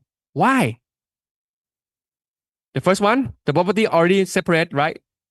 The property, the coconut water is already separate, and the property already moved. But the defendant does not taken it into possession. So the Supreme Court, it just called them attempt, not a complete. Okay, so let's move to the next slide, speed. The next slide is the next please. Okay, this one is the next please. Next please. Okay, this is the longkong. You know the longkong fruit. Okay, this is the Supreme Court judgment number 574 that this guy is really hungry for longkong, and then he climbed into the tree at the top of the tree and the longkong tree. But this guy, he bring the blanket with him. He bring the blanket with him. So when he cut off the longkong fruit, they get it into the blanket that he bring with him. So my question is, how this guy was guilty? Which crime? Attempt to theft or completed of theft? So the court judged that this is considered to be a completed crime because of the longkong fruit already separate and already moved, and the defendant already take it into possession. So this is the theft offense completed. Okay, so let's move to the last one. The last one is the dissolution of ownerships. Okay, dissolution of ownership is the key elements that it must be taken immediately with the intentions of permanently cutting off the ownerships of the property. If it's taken temporarily, it's not considered theft. This is, I think, I did not agree with this decision actually because of it's hard to define, it's hard to believe. As you can see from this Supreme Court judgment number 1915 or 2543. This is the case that the black guy who is on the motorbike, they start another motorbike. They turn on the other motorbike, and then he drove away. He drove away, and before he drove away, he told that you can pick up your car back at the Bangkok school. Just did word. That they shouted to the owner that you can keep your car back at Bangkok school. Like, so the Supreme Court consider that this is not permanent. This is not like a borrow temporarily. So the judge on that year have a decision that it just let's move to the next slide. It's just that they not commit permanent or cut off the ownership. So this is not act that considered to be victim property. So this guy is guilty nothing. Just to keep the car back and give some money to the owner for this thoughts. Okay. All right. I think I will end with the data that I have researched of the difference between Thai penal penal code. You can move to the table, please. Okay, I will leave you this table that compare about the Thai penal code and Indonesian section article 362 that is now available, and the next one that is a new one, Indonesian article 476 new KUHP. Okay, I think this is the two table. Okay, thank you so much, and thank you so much for having me today. I think my knowledge, my speaker today will have like a new knowledge for you to you can keep it to your classroom, and you will bring these futures Thai law to learn comparatively. And thank you so much for having me. Thank you.ขอบคุณครับ Wow, Mr. Reconpes, thank you very much. What a joyful and fruitful session presented by you, because you provide us not only with the knowledge, but also helpful pictures and also helpful, like explanation on how you regulate theft and also misappropriation in Thailand. So thank you very much. A wonderful presentation from you. Next, we are looking forward for our next speaker, which is Bapak Dr. Ida Bagus Surya Dharmajaya SAMH, and also Ibu Igusti Agung Ayu Dika Widyastuti SAMH. To Bapak Dr. Ida Bagus and also Ibu Dika, time and place are yours. Thank you.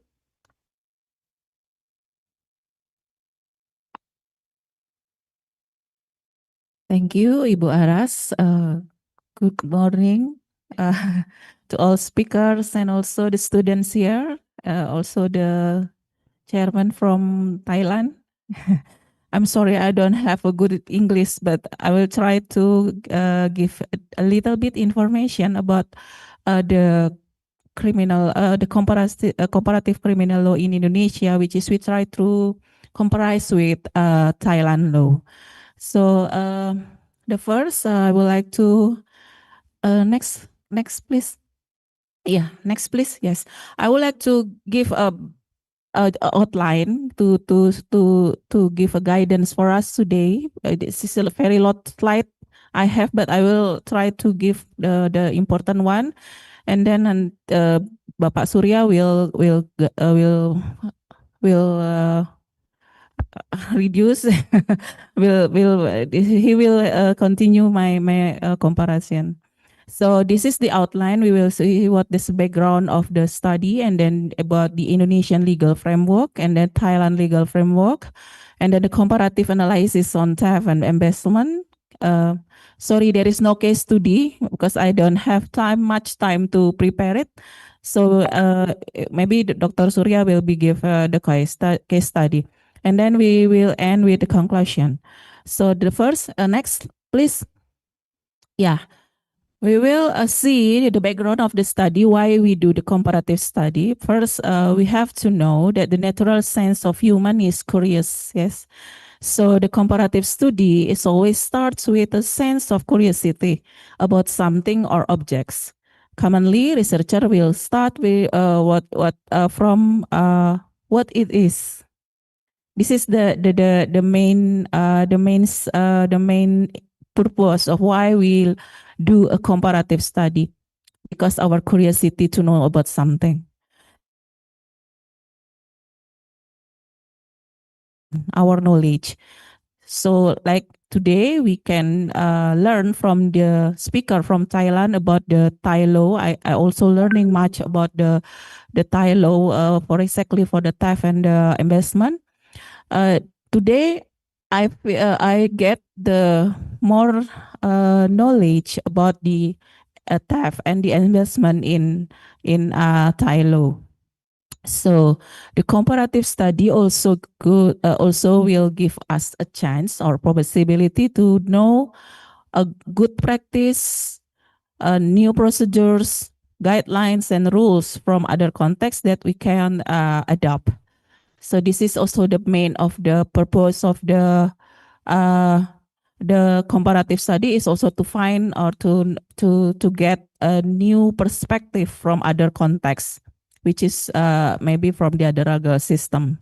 So the conclusion why we do comparative law today, it's we will find very many reasons to do a comparative study based on our needs. That will show us the importance of this study, particularly for researchers. Researchers mean academician also. Yeah. Okay, the next. Okay, next we have to understanding the comparative law. Why we do the comparative law? The main purpose is already says before, and then we have to say we have to know about the understanding comparative law. So comparative today is an activity. This is to we have to remind it. This is an activity.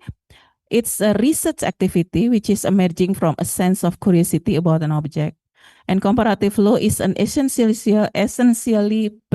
philosophical activity. This is from Ewald. And comparative law is the study of intellectual concept behind the legal institution or bodies or one or more foreign legal system.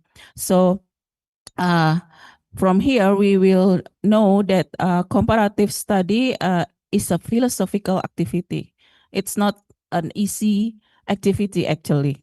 It's a very, very hard activity.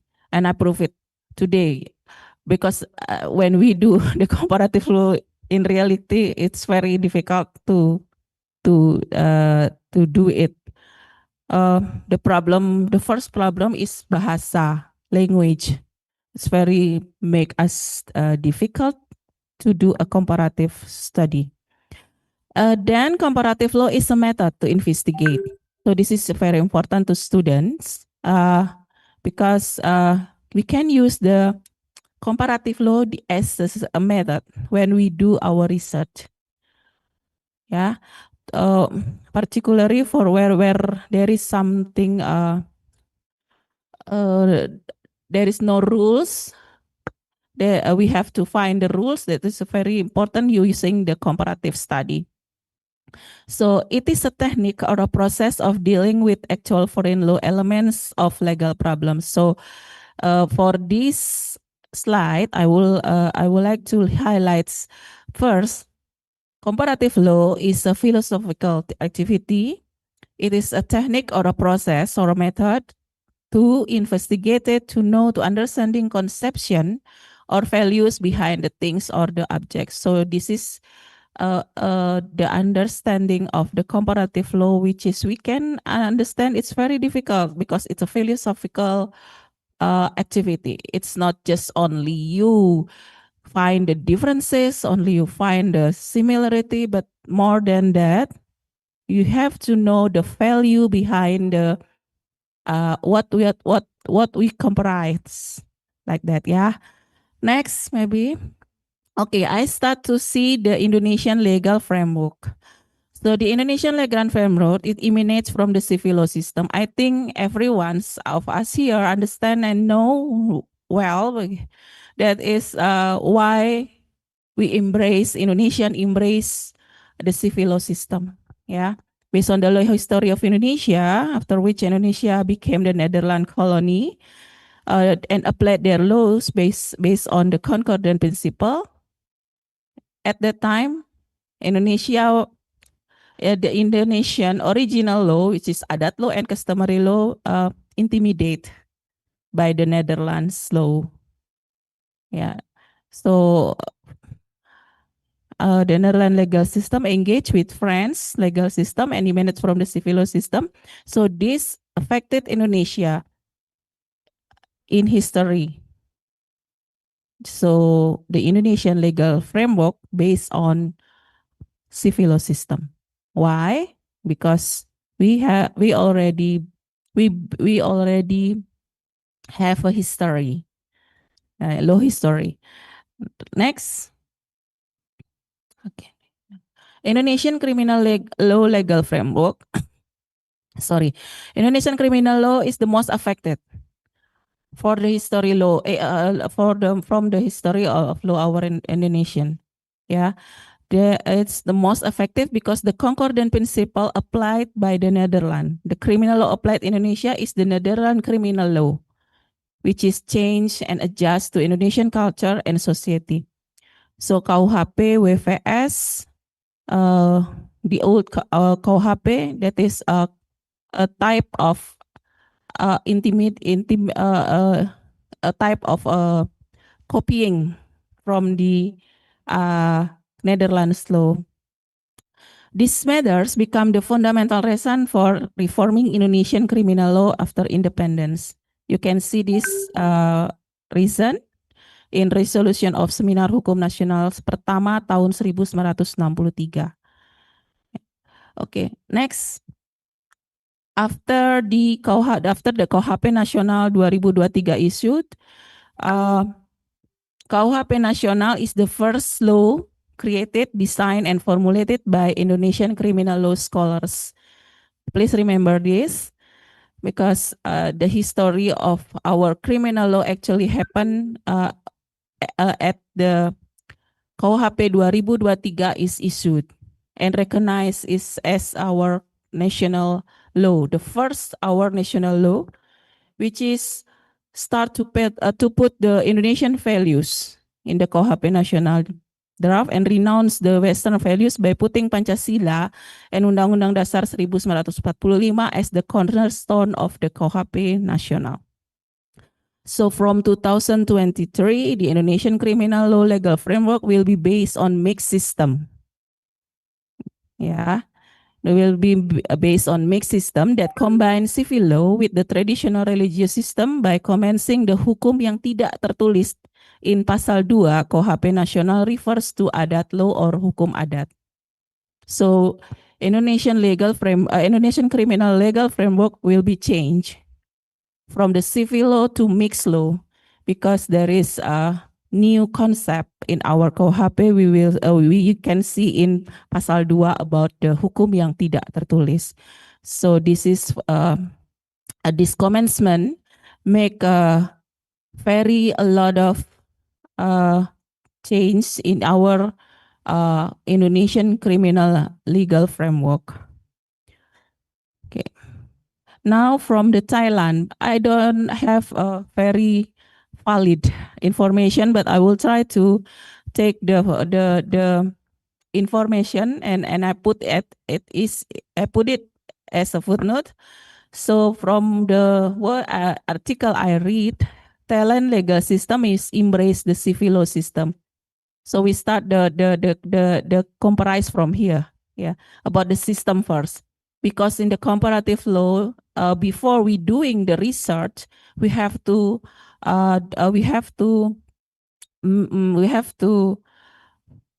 choose what kind of object, what kind of system, and etc. So today, because we will see the Thailand and Indonesia, we have to know what is the Thailand legal framework. Based on article I read, I found the answer that Thailand legal system is embrace the civil law system. I know maybe the speaker from Thailand can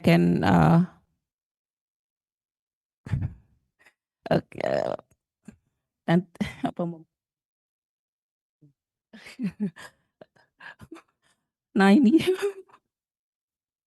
nanti mungkin dari Thailand bisa memperbaiki begitu kalau keliru.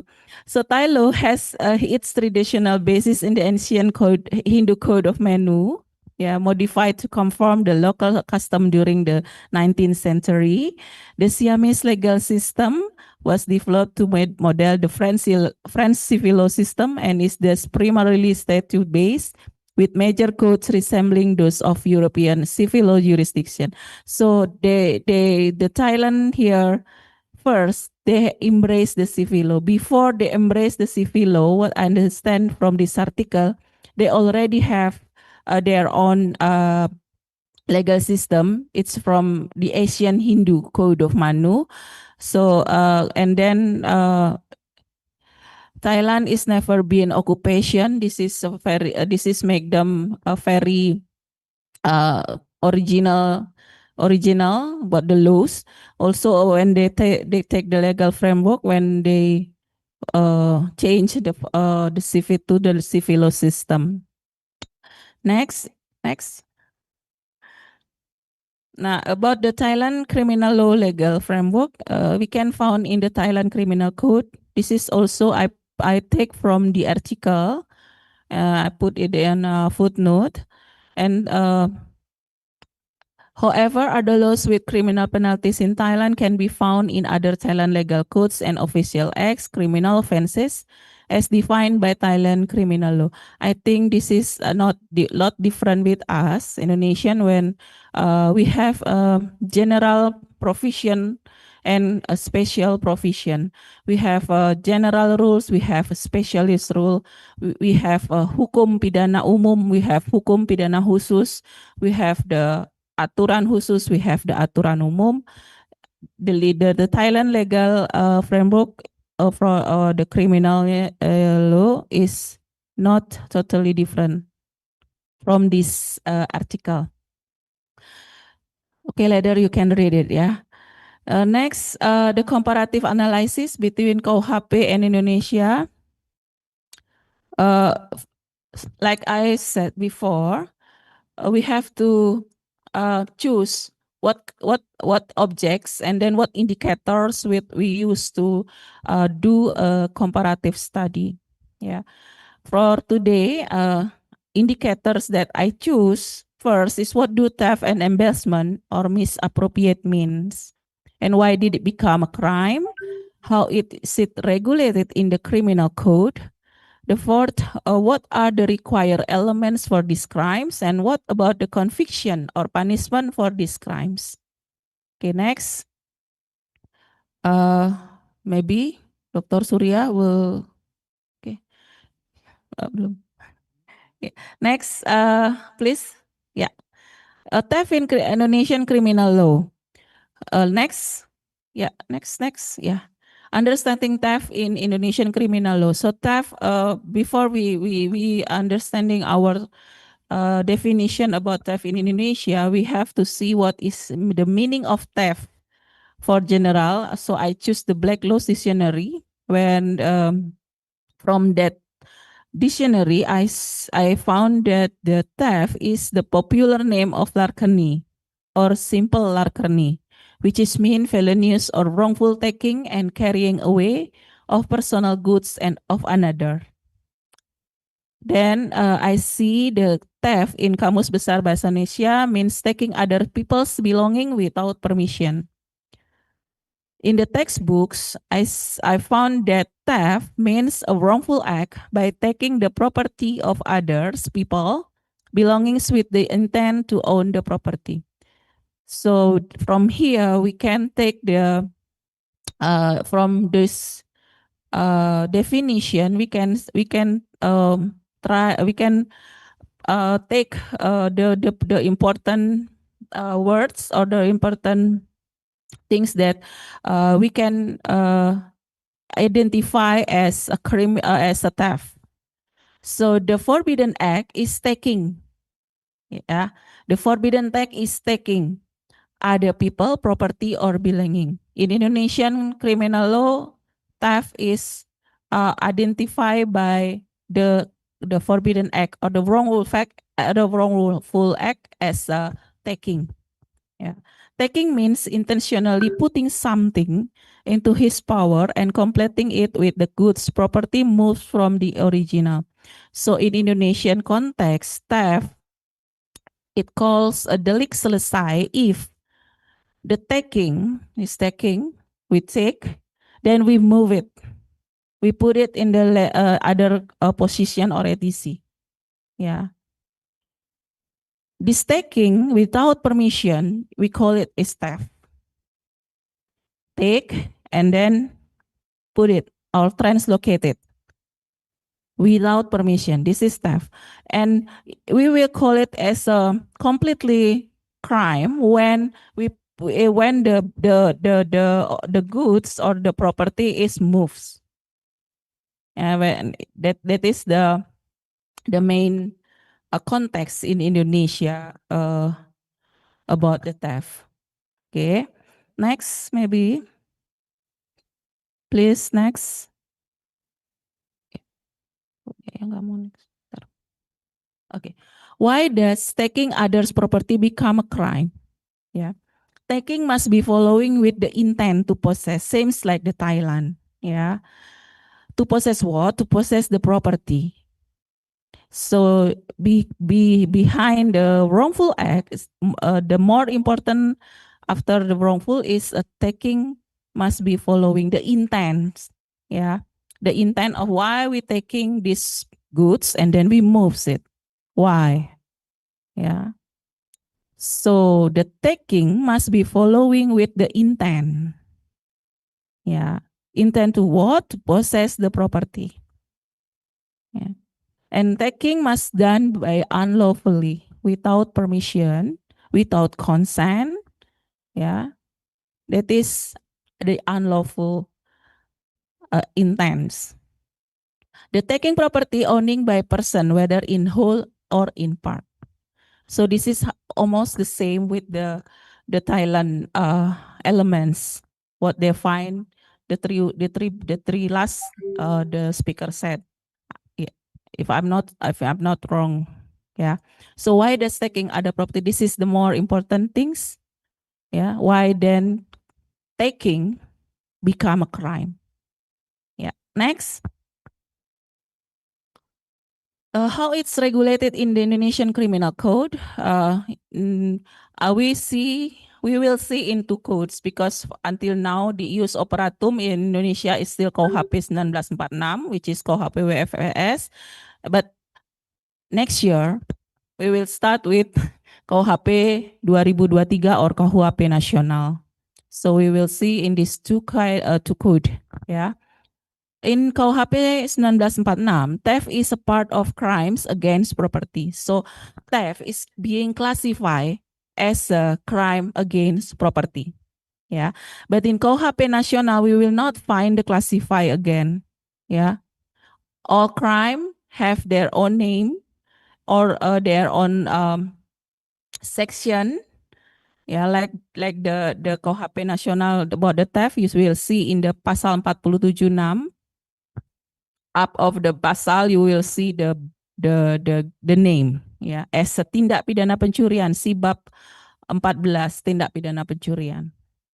Okay, this is how it's regulated. And next, yeah. If you cannot read it, you can open your phone cell to see the difference, the rules, yeah, both in KUHP nasional or in KUHP 1946. So this is the rules how they regulate how the KUHP regulate the theft. Yeah, in the KUHP 1946, you will see in pasal 363 or article 363, 363. And then you will see in KUHP nasional, you see in pasal 476 or 476 articles. Yeah. The formulate in these two codes not difference. There is no difference. Yeah. I mean that the KUHP nasional or the code KUHP 1946, it is regulate still formulate the same regulation about the theft. It says that barang siapa mengambil barang sesuatu yang seluruhnya atau sebagian kepunyaan orang lain dengan maksud untuk dimiliki secara melawan hukum diancam karena pencurian. The difference only you will see in the punishment, the conviction, because in the KUHP 1946, it's a very old, and it makes by the Netherlands. You will see there is every time there is a change about the fine. Until the last there is peraturan pemerintah nomor 2 tahun 2012 about the standards of crime and the adjustment for fine. Yeah.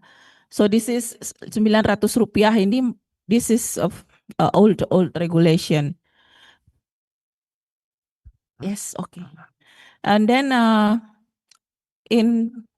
so you will see no difference between the two regulation. Next, maybe, yeah. What are the required elements for theft? First, there there are two main elements in criminal act. First, subjective elements describing with mens rea or the guilty mind or weak mind. And the second is objective elements describing with the actus reus or the wrongful act. Yeah, subjective elements mens rea for the theft first is intentionally with a purpose. Yeah. So in Indonesian criminal law, intentionally is an absolute requirement for the criminal act. Yeah.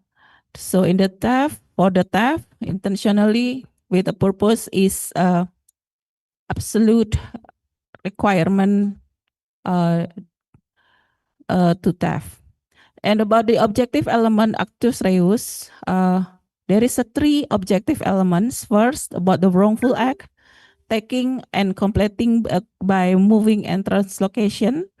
The object is property, goods, etc., which are physical or non-physical in a whole or part.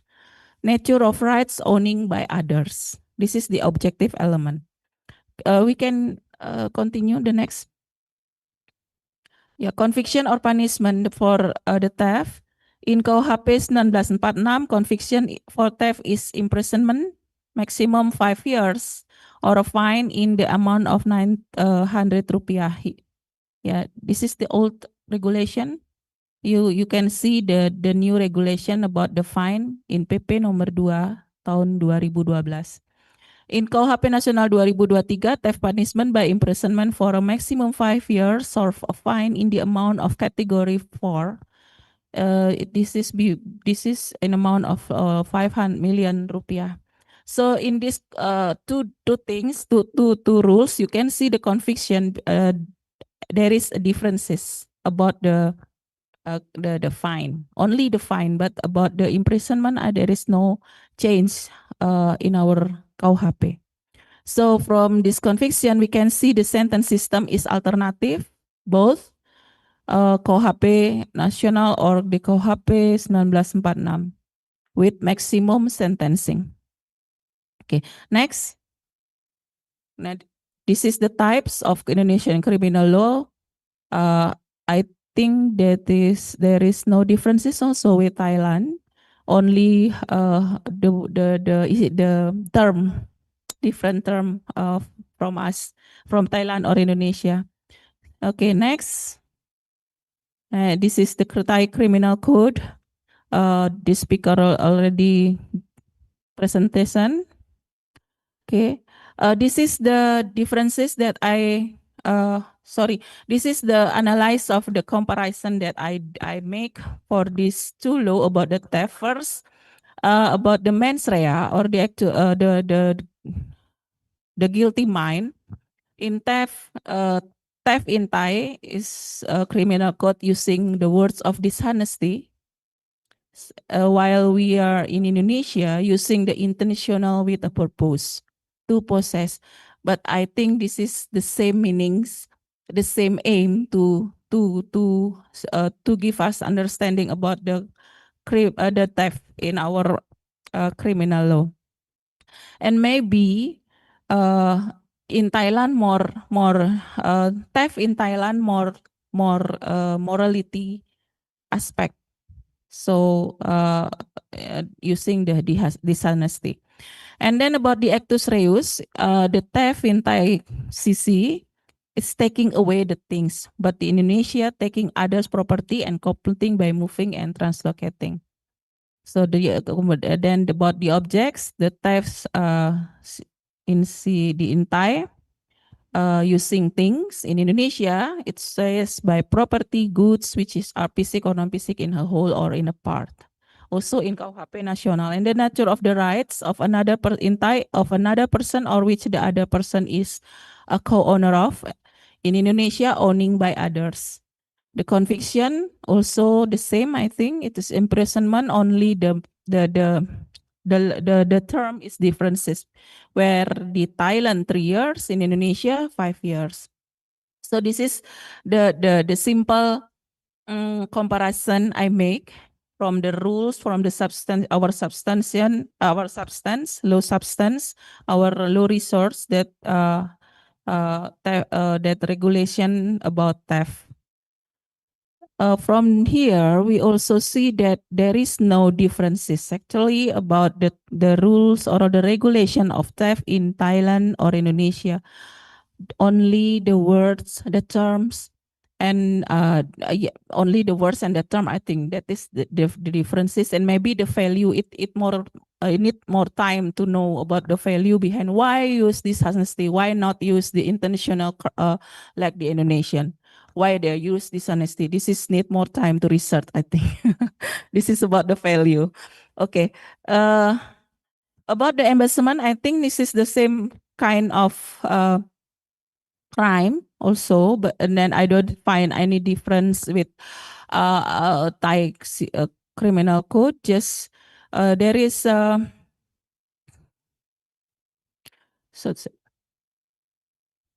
please like the slide 32. Ya. 32, please. From the bottom is number 2. Yeah, number 2 from the bottom. Yeah. Okay. From the back, please.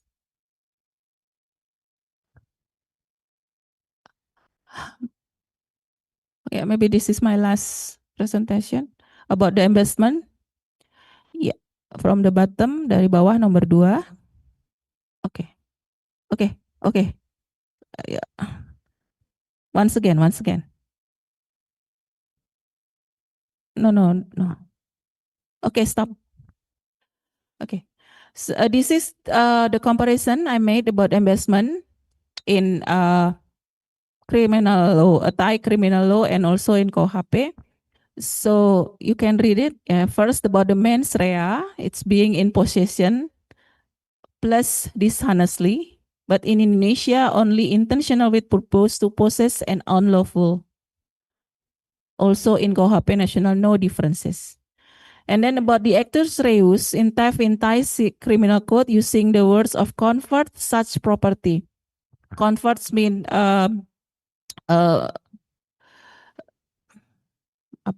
converts mean change, make it change, or translocated and efficient. But in Indonesia, KUHP it's owning other property that is perpetrator authority, not because a crime. This is the main requirement in embezzlement in Indonesia. The property must be in the hand of the perpetrator without crime, any crime. It means there is trusting in this relation. The goods in the perpetrator hand because the owner is trust the perpetrator. In KUHP national also no difference, only so there is voluntarism. And then about the objects, property in Thai, we are also using property, goods, etc. And then about the nature of the rights of another person in Thai, of another person or which the other person is a co-owner, same like the theft. Indonesia also using the same about the nature of the rights for the goods, it's owning by others. About the conviction in Indonesia, same, not many different with the theft. So like the theft, there is actually no differences between Thailand criminal code with KUHP. Yeah, only the term. If about the value, it need more time to understanding. But so this is my analysis. There is no difference between Thai criminal code and KUHP. The difference only arises in the formulation about the intent of the theft and the investment, which is Thai using the dishonestly, yeah, and we Indonesian using the intentionally to purpose, yeah, and then the third also in the formulation of actus reus that Thai focus in converting the property, whilst Indonesia focus in owning the property which entrust to the perpetrator. I think that is Ibu Aras, my presentation time. I kembalikan padamu. Thank you, Ibu Dika, for your wonderful presentation. So previously we heard the Thailand perspective on theft and embezzlement. And now from Ibu Dika, we heard the Indonesian perspective of theft and embezzlement in Indonesia. For your additional knowledge, now we will hear another material provided by Bapak Dr. Ide Bagus Surya Dharmajaya as our senior here at the Criminal Law Department at Udayana University. So without further ado, please welcome Bapak Dr. Ide Bagus Surya Dharmajaya, SAMH. Thank you, Ibu Aras. Thank you, Ibu Dika. I just continue your presentation. I have some note from the comparison between criminal law, Thailand criminal law and Indonesian criminal law. The note for the theft. One, the main formulation of crime of theft regulated in the Indonesian criminal code, both the old and new, as well as the Thai criminal code in principle, threatens the same criminal act. In principle, both the old and new Indonesian criminal code and the Thai criminal code recognize the crime of aggravated theft and theft with violence.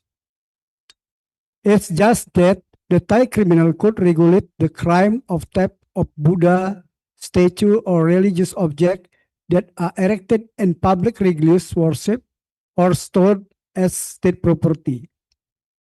This kind of thing is also regulated in the new Indonesian criminal code. Threatening the crime of theft of sacred religious object or belief and theft of ancient object. For the crime of minor theft, it has a different limit on the value of the stolen goods. Article 478 of the new criminal code stipulates the value of the stolen goods is not more than 500,000 rupiah, while the old criminal code in Article 364 stipulates it is not more than 250 rupiah. We can compare with the Supreme Court the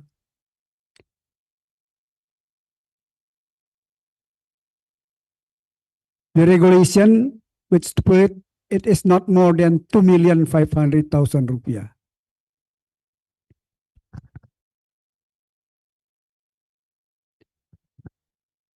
The Indonesian Criminal Code, both the new and old, regulate theft within the family, while the Thai Criminal Code does not recognize this. The criminal sanction in the Thai Criminal Code are cumulative and alternative, while in Indonesian Criminal Code, both the new and old, they are alternative, imprisonment or a fine.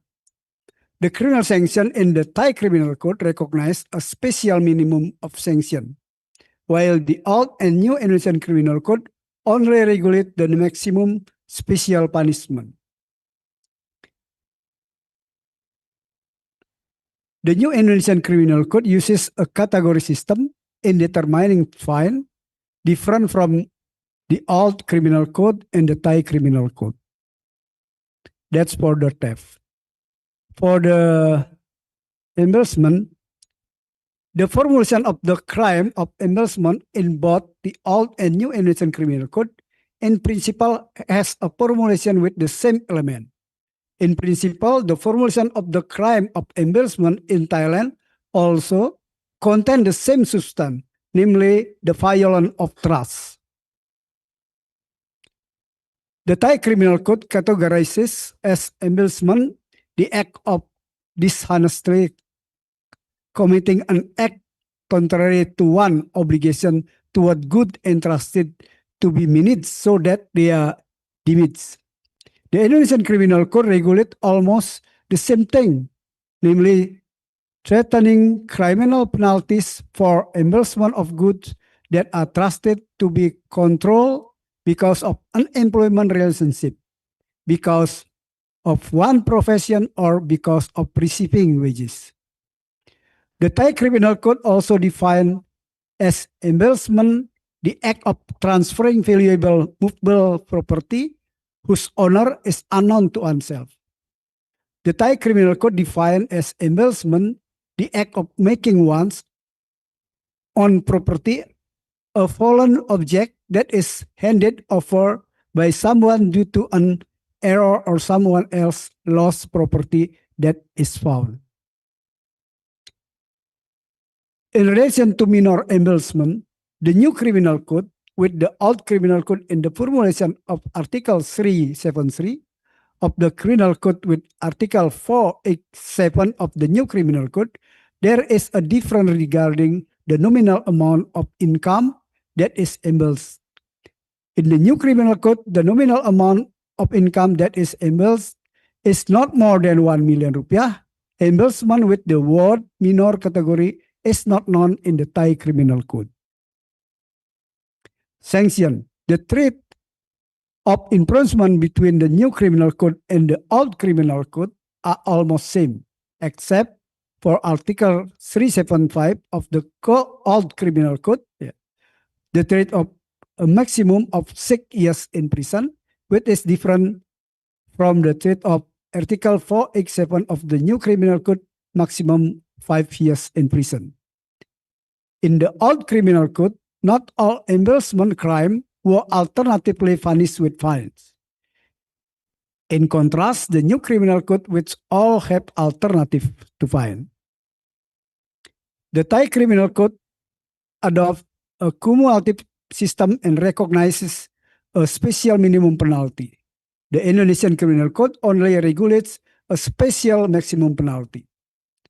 The fine in the Indonesian new criminal code uses a category system. Thailand sanction system is cumulative. I think that is my note from the comparison between Thailand criminal law and Indonesian criminal law, all and new KUHP. Thank you.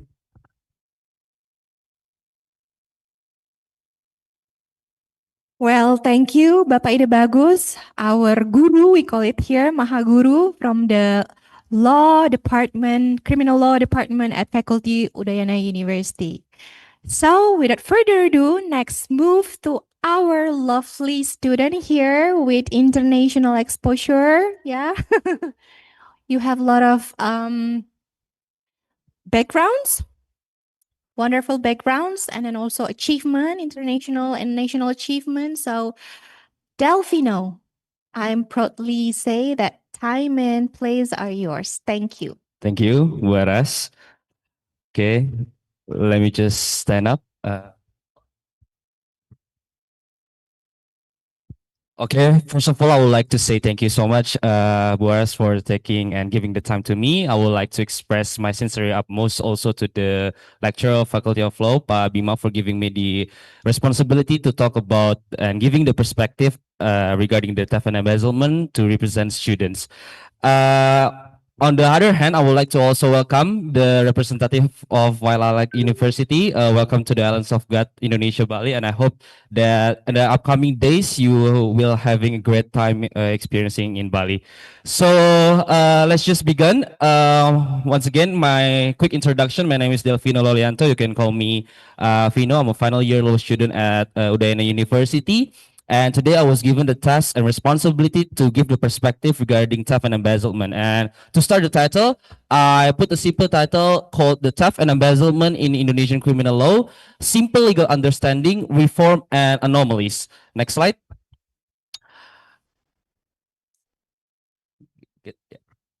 Okay. I always begin my presentations with some deep quotes that I believe it will hold the beliefs and the meaning and purpose that I would like to present next. It is about, I believe, without law, there is no order. And without justice, there is no peace. And it is most importantly to understand as a law students to uphold these values and meanings before we turn into the professionals in after we graduate. So next slide. Okay, there's a lot of things, and practically, theoretically, it has been explained by the adjourn and also Bapak Surya Dharma and Ibu Dika, but I would like to explain it in more simple way, and I hope at the end of my sessions we can gather a simple point of view on what students can do in order to define the theft and embezzlement during our later professional sites, and also to understand about the new reformations about the criminal code law, especially regarding the theft and embezzlement. And to make it more defined, I will split it into the 7 segments. The first is about the introductions. Second is about the basic concepts and the legal standings. Third is about the elements of crime. Fourth is between the differentiations between theft and embezzlement. Fifth is about the anomalies. Sixth about the old versus new criminal code, and the last one is about summary and the career reflections. Next. So it's gonna be the simple introduction of criminal law. Next. In Indonesia, criminal law is separated into 2 sections. This first is about the general criminal law encapsulated in the criminal code formerly known as KUHP or Kitab Undang-Undang Hukum Pidana. And the second one is about the special criminal law, which is governed by regulations outside the general criminal code. The criminal code outlines fundamental offense and penalties, while special criminal law addresses specific issues such as narcotics, cybercrime, and corruptions. In criminal law, the overview seeks individuals who are considered criminally responsible only if they have committed an act with a mistake or theft. This notion of mistake is evaluated through a societal lens that reflects a normative understanding of the individual concerns at the time of the offense.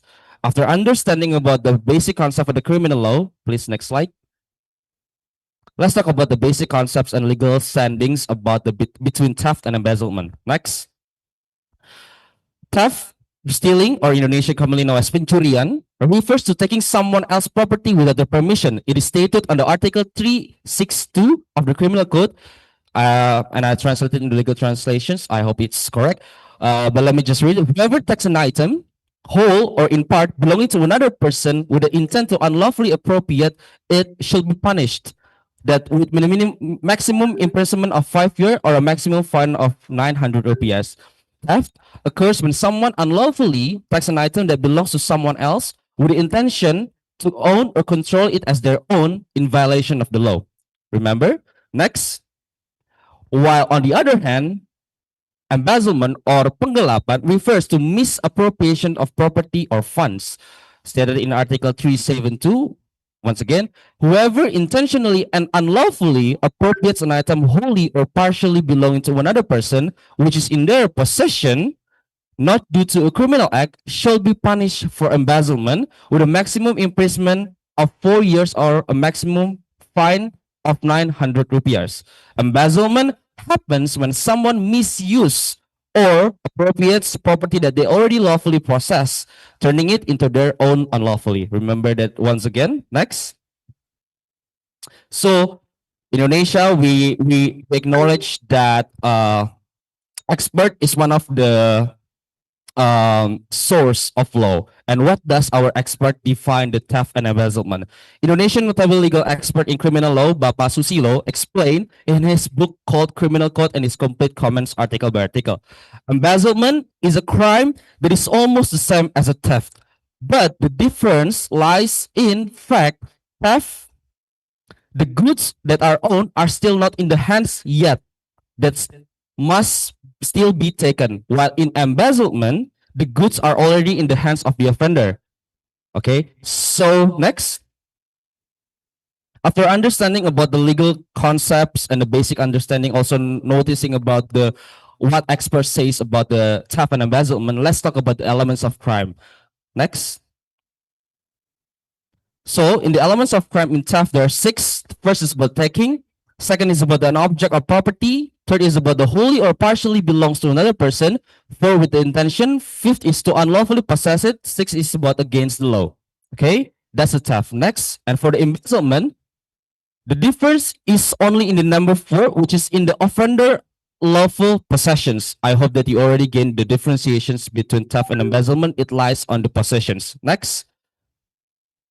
So although the definitions, concept, elements might look the same, the big difference is in embezzlement often lies on the property or funds that have been under offender's possessions, while theft directly taking property or funds without offender's possessions. The difference lies in the form of control possessions. The offender has right to control the property or funds, while in theft, the offender doesn't have. Let me give you an example. For theft case, let's just say I'm the business owner, you are my client in my coffee shop. You often every day waking in the morning buying my coffee shop, but someday when I go to my coffee shop, I saw that my coffee machine is gone.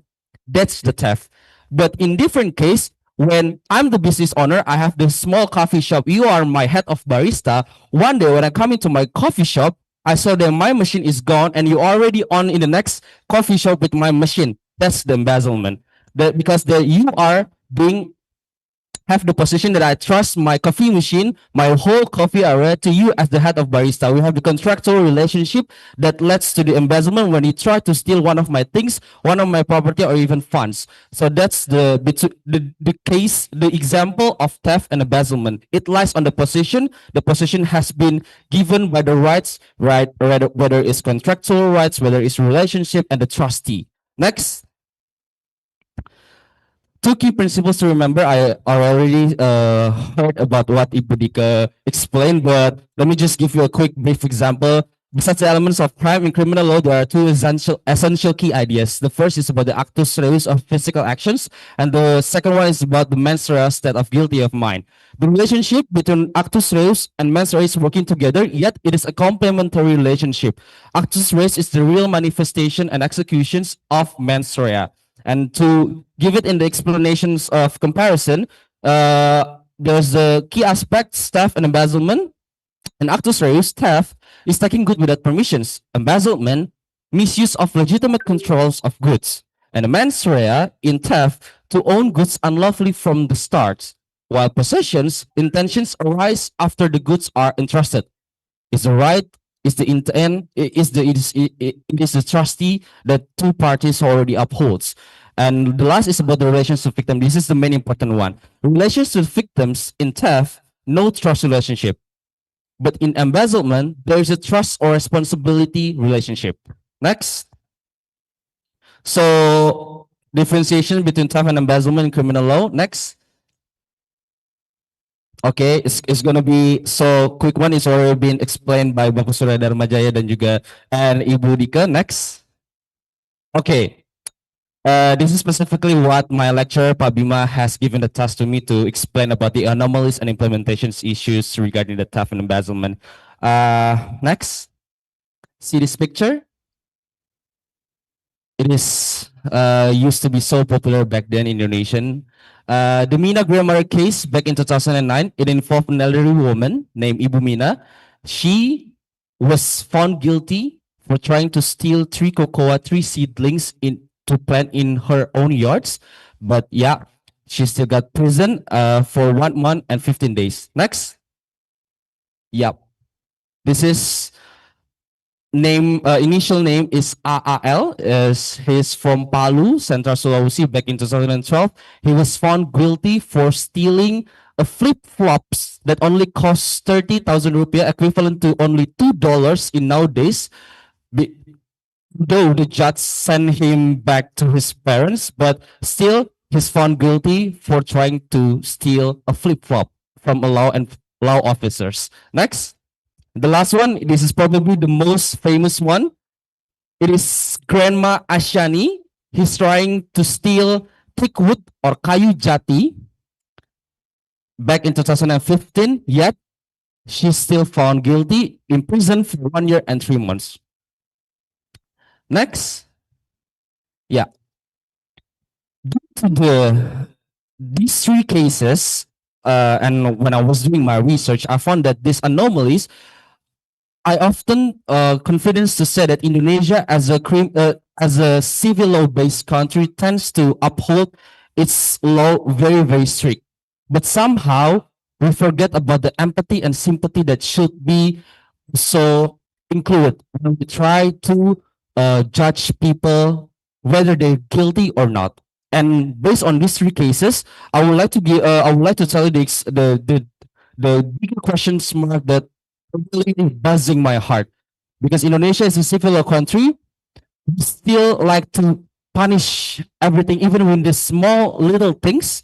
This come up into concerns that led our criminal experts thinks is there any way that we can make our Indonesian criminal law much more humanity in terms of empathy and sympathy that is now leads to the implementations of the new criminal code that soon will be implemented in January 2016 if I'm not mistaken, KUHP baru. And because of that, due to these small cases that yet the offender or perpetrator is very likely to fulfill all the elements of crime, but they're missing but they're missing something about the empathy and sympathy in the justice system. This led to the more approachable, humanized way in trying to resolving cases, and that's called the restorative justice. That's going to be the fundamental of the new criminal code. So next slide. We explain the comparative between the old and the new criminal code and what it lies also to the theft and the embezzlement.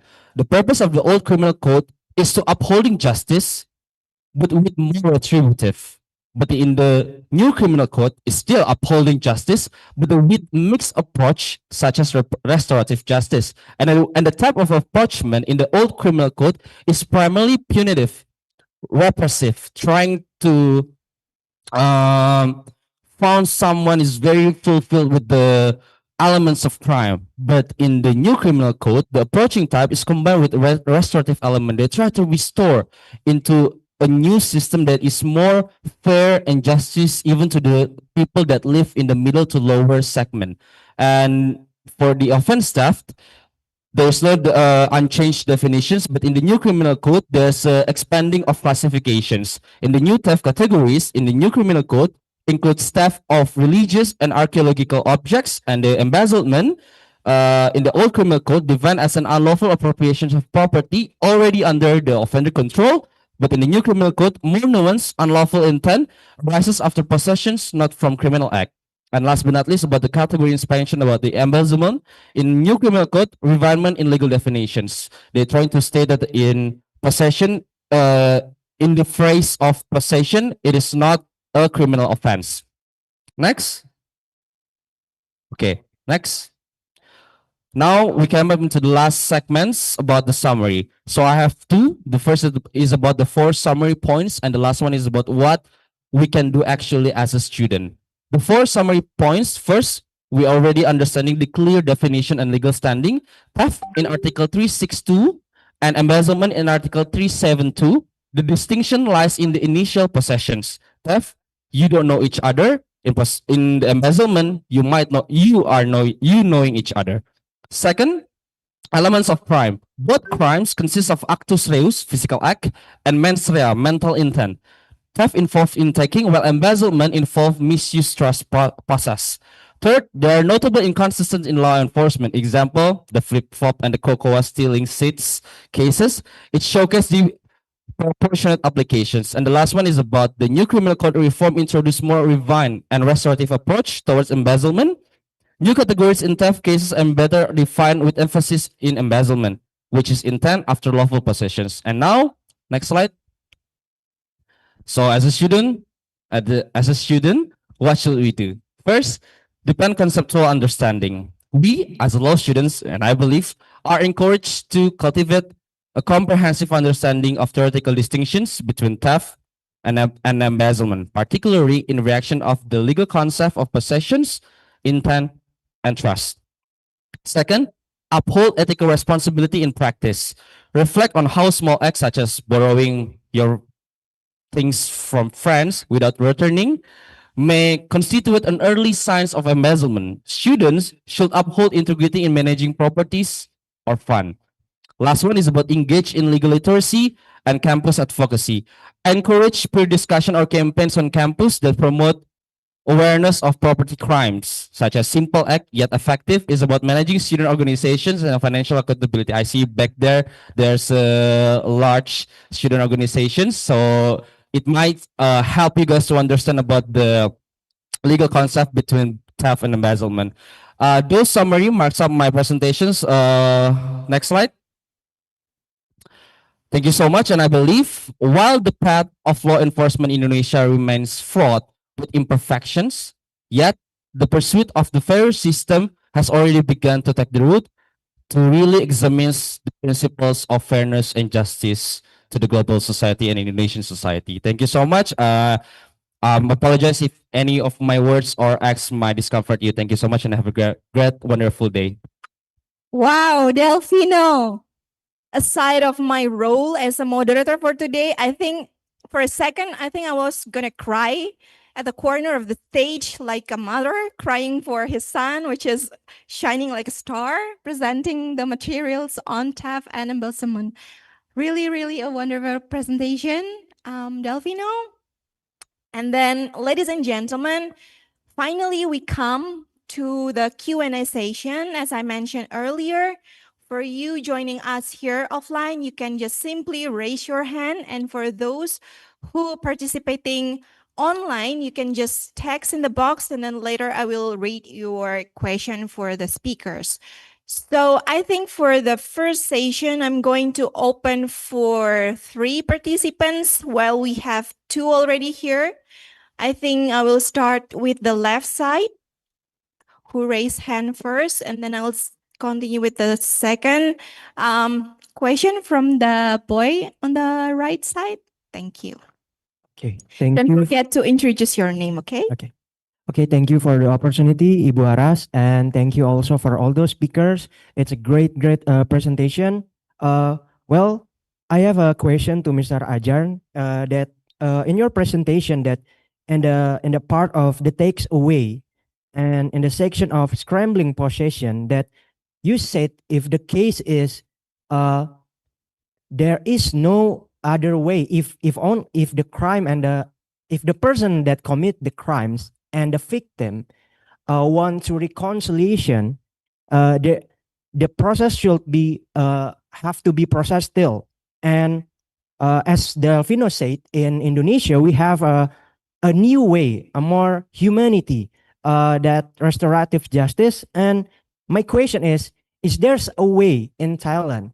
Because correct me if I'm wrong, that you said there's no way. If me, for example, I'm stealing your property, and let's say I want to give it back and as a money, or I want to give it back your property, but you said just the police still have to process the crimes. Is there any way in Thailand to resolve this kind of problem? Because as Delfino said, it's been like an anomaly in Indonesia. So we have a new way to reconcile and resolve this problem. That's it, and thank you. Thank you, Antonio William, for your question. Now we are moving to the next question. Please explain your name, mention your name. Okay, for the Thank you. question. Oh, my name is Bernie. I'm from the Faculty of Law. Especially, I'm on a specialty of criminal law. I have actually I have 5 questions. So I will. Is it to all of the speakers? Yes, of course. A general It's free question? for all. It's well, almost half of them are comparative with Thailand, but well, it's free. Everyone can answer the questions. So the first one, let's see. So the first one is about it's comparative based. So in Indonesia, in the Indonesian Penal Code, we put a demarcation on the criminal punishment based on the situation. For example, if someone steal a car when there's a massive natural disaster, the punishment, the criminal punishment will be different, right? Or will be heavier when compared to the usual situation.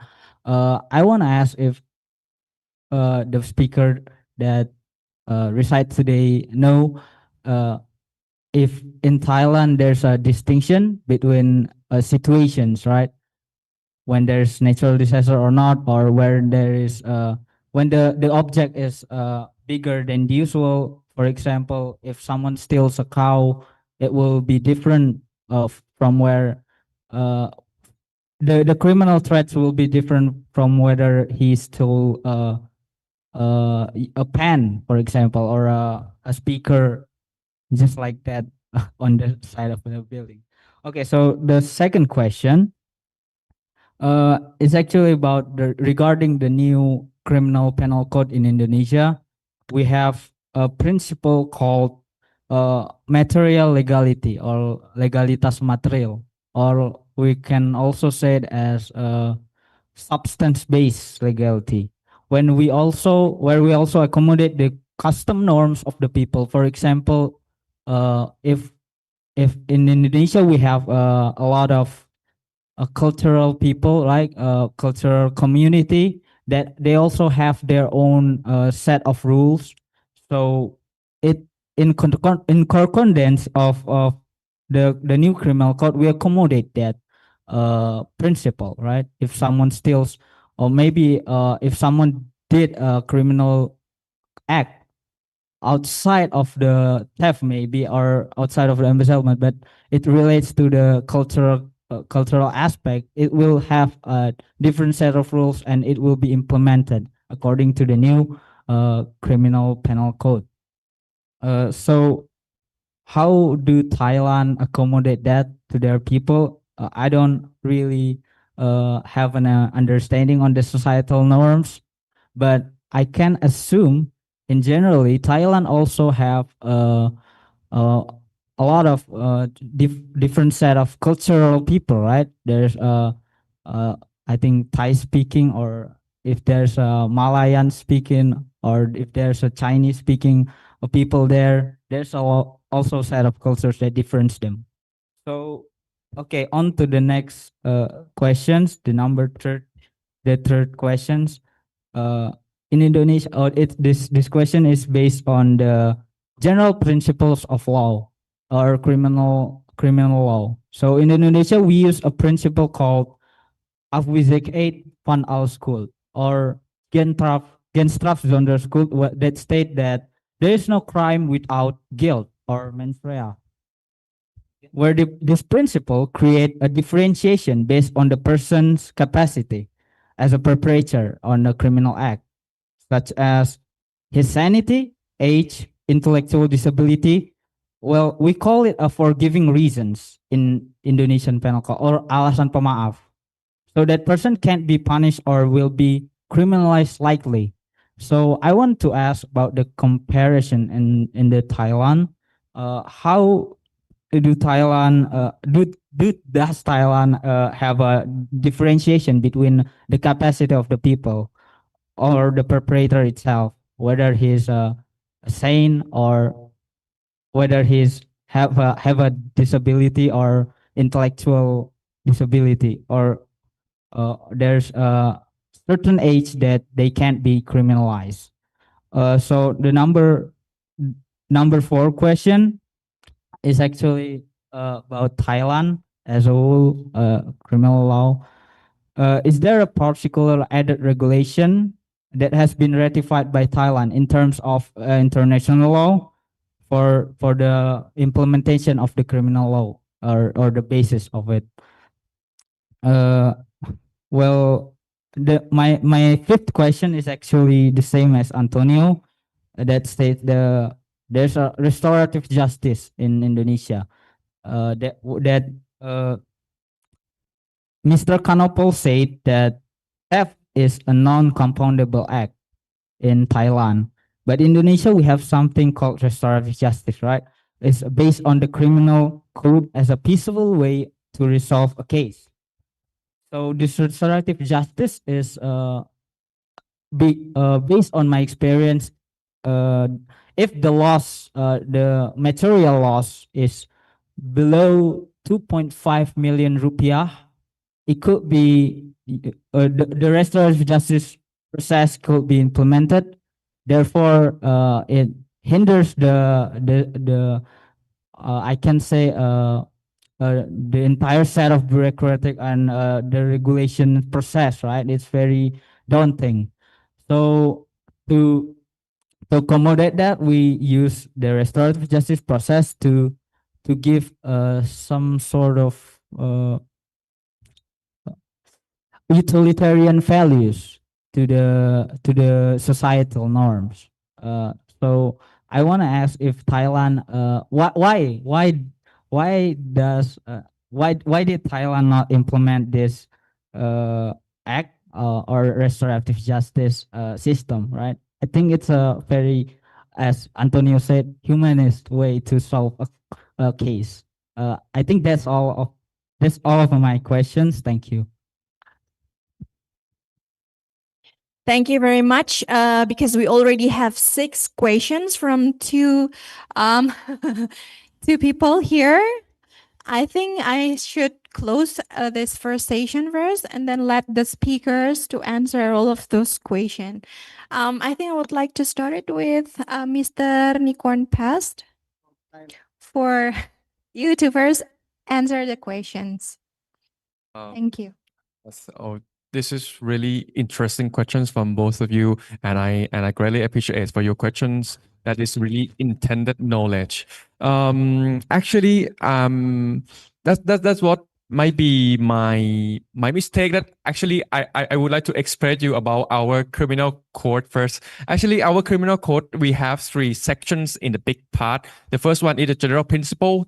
The second is the offenses, like offenses principle, and the third is the petty crimes. But today I express you only the second part is this criminal law offenses against crime. But initially in the Thai law, we have really different sections, different knowledge in the general principles.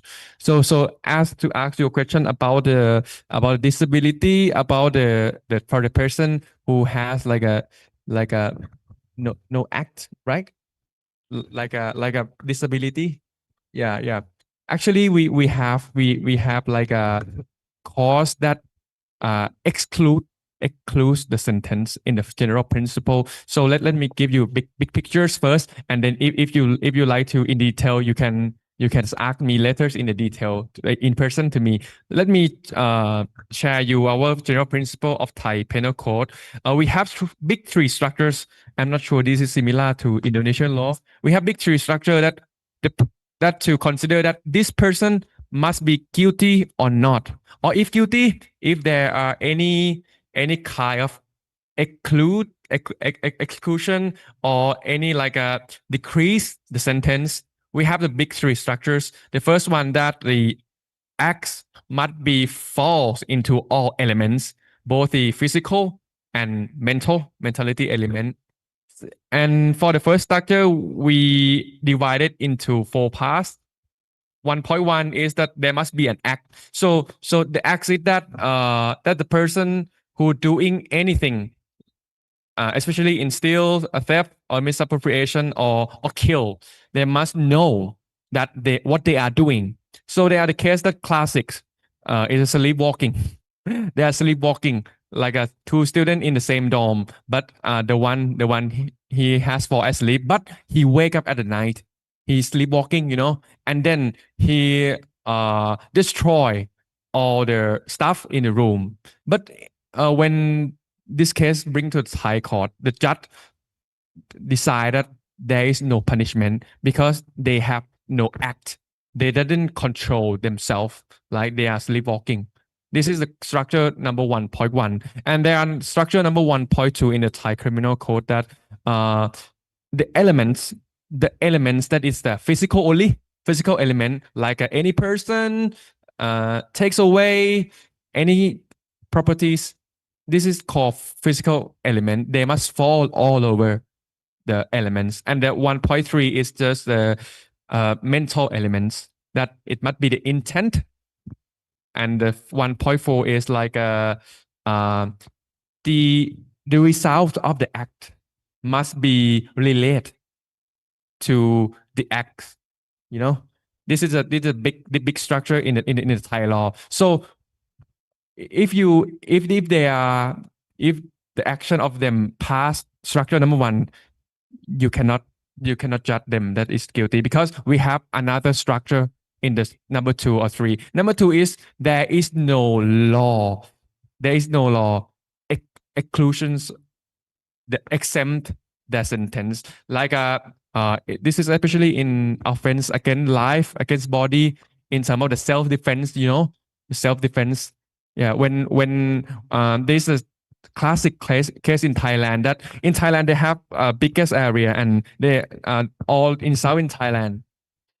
Most of person doing the farmers, they doing their farms, and lots of bad people try to trespass into farm and steal some trees, steal some some cow, some stuff, some buffalo that they are farms. So the owner of the farm, they try to like a electric guard, electric balcony, electric balcony. So when the bad people come try to steal, they will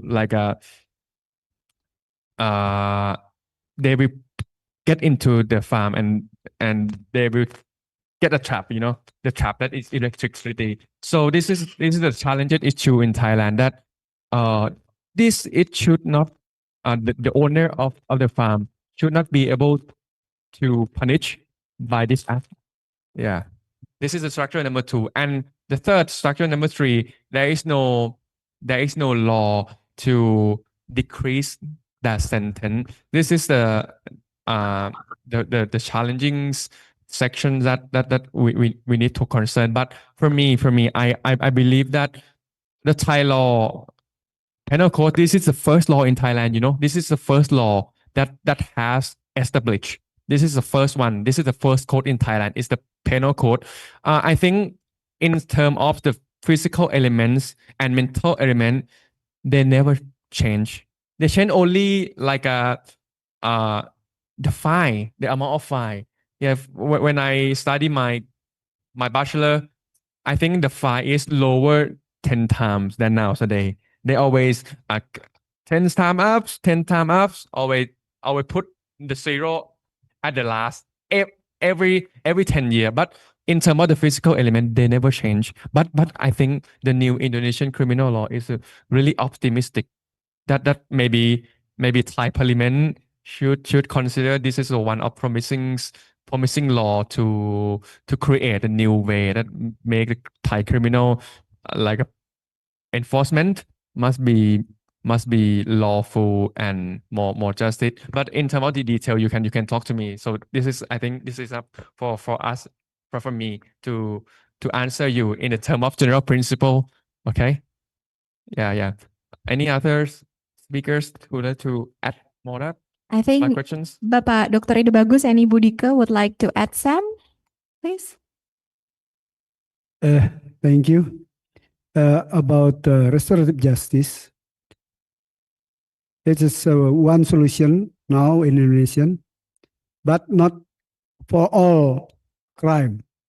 That is just for the petty crime, maybe, yeah, and have some requirement, like the victim is agree, and the punishment is maximum 5 years, under 5 years.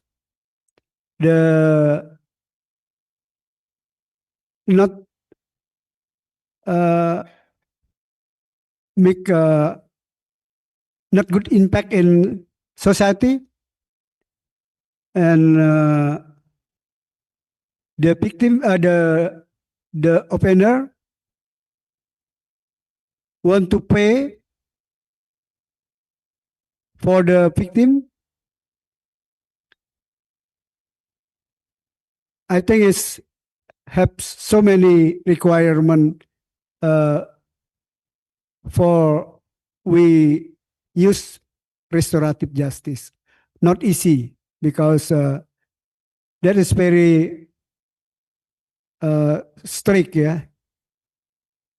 Not all crime we can solve by restorative justice.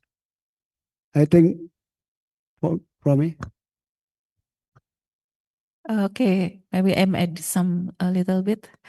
Uh, about the material legality, it's about the legality principle, sorry, in the KUHP 2023.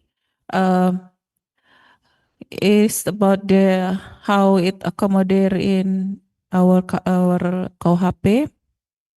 Actually, the material legality principle is for balancing the formal principle, the formal legality principle.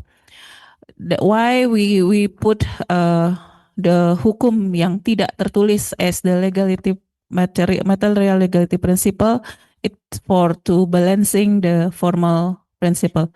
It is also become the foundation for the criminal law in the future, which is judge have guidance to punishment or not to punishment. There is a lot of situation you see in the KUHP 2023 about the guidance for the judges. They not always punish by the formal, but also we not punish because there is other reasons, so many reasons, such as like pregnant mothers or the children's recidivists, also for the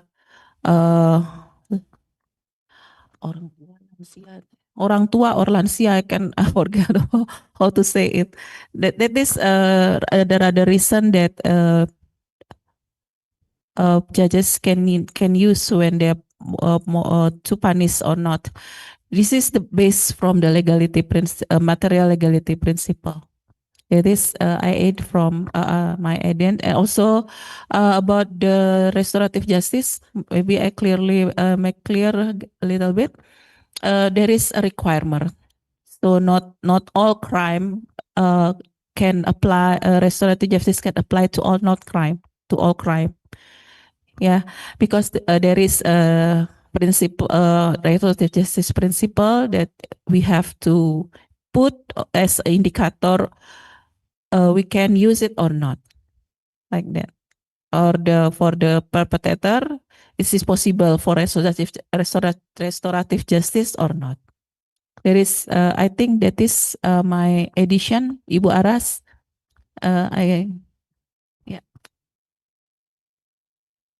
Thank you, Ibu Dika, for your response. Now I think I'm going to ask Delfino, do you have any additional comments or? Actually, I do not. It already delivered by all the speakers. So yeah. Okay, sure. Well, ladies and gentlemen, unfortunately, the time is running, and when I check the clock, it's already almost 12 o'clock. Yeah. So the time is not with us, unfortunately. But we before the closing, I would like to invite the speakers to provide one or two sentences as their conclusion remarks for this session. I think I will start with Mr. Nikorn Press for your conclusion remark.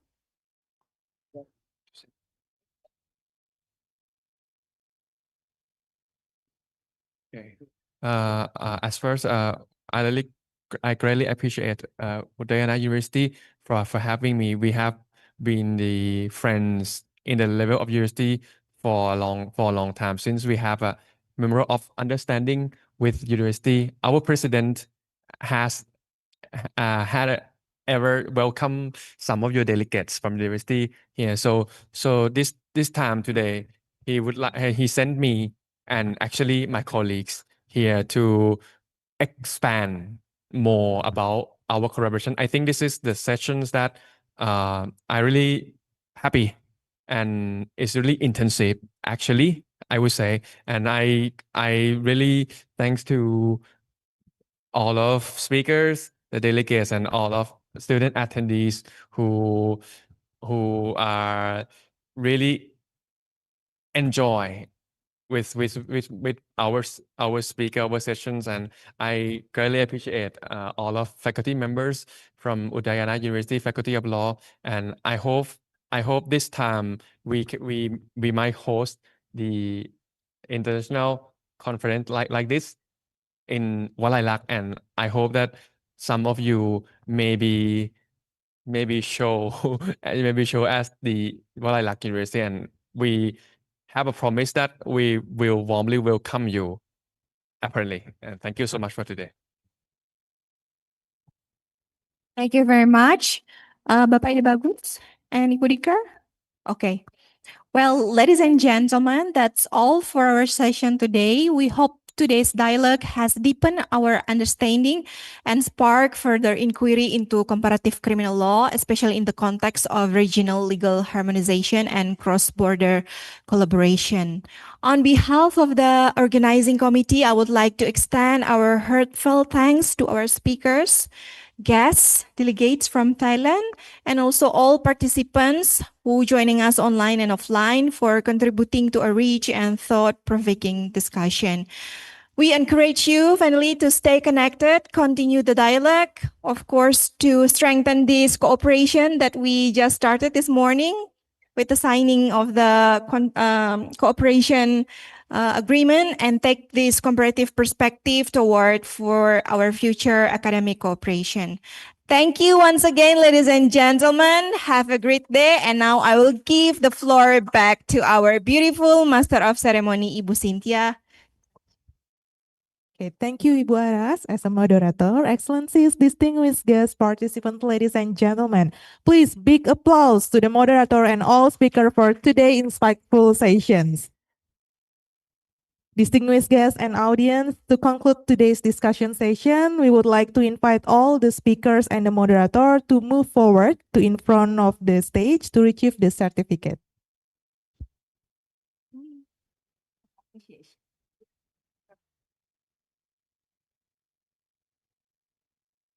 Invite Bu Vice Dean-nya sekarang ini sambil bergerak.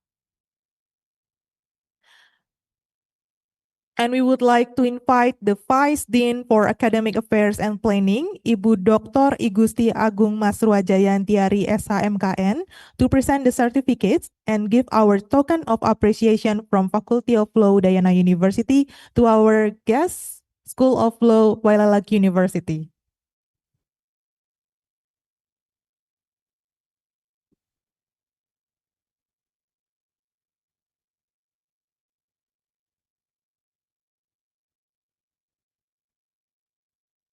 And for Arjan from Wailalak University, please come forward.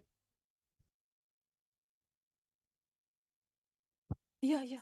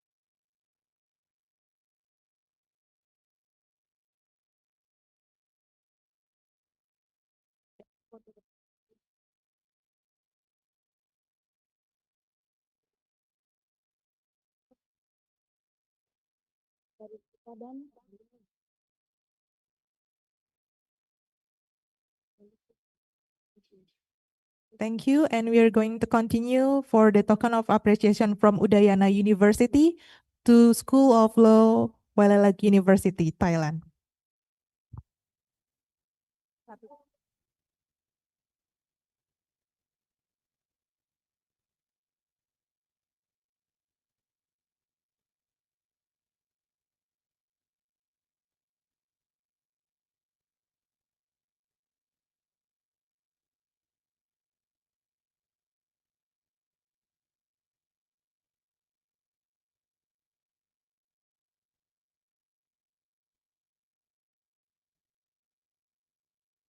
And this is the token of appreciation from School of Law Lantai University, Thailand, to Faculty of Law Udayana University.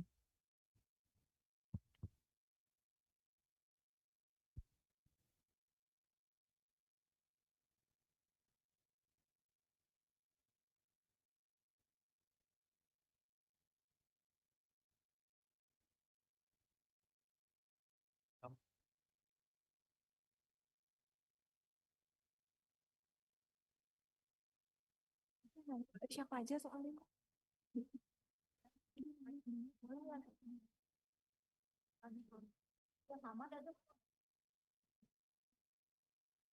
Bu, ibu yang bawa ini ibu tunjukin foto.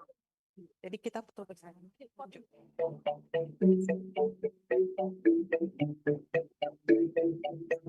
Ya.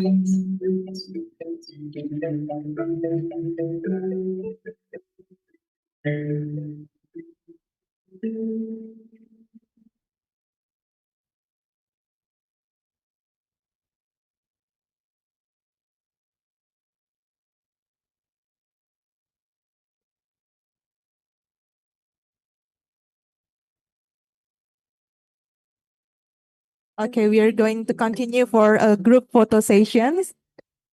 For everyone, maybe you can show your certificate and also the token of appreciation from our faculty and your faculty.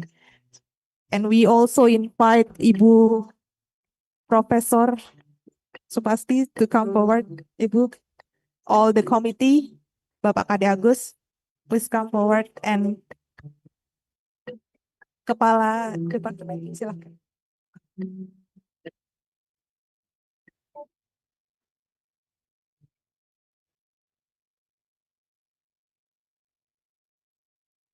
Ibu Mas, dan Bapak, oke, baik.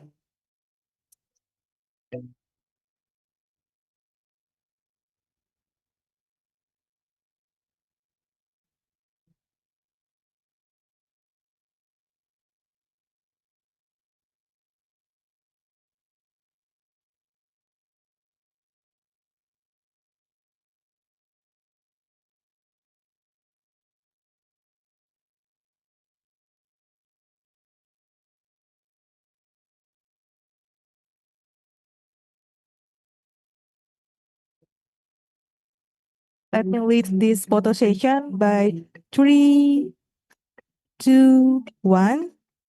Once again, 3, 2, 1.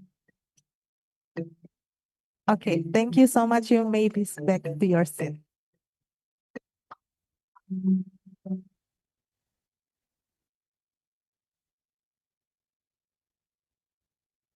Untuk adik-adik sekalian, bisa di-scan barcode di depan karena itu sertifikat peserta yang bisa kalian gunakan untuk ke depan. Terima kasih.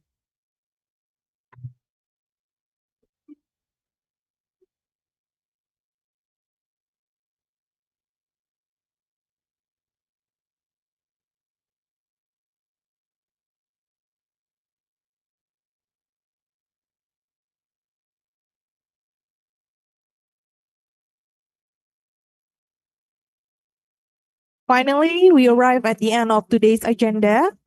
On behalf of the committee, we would like to say thank you for your participation and support. See you next time at the next event. Om Santi Santi Santi Om.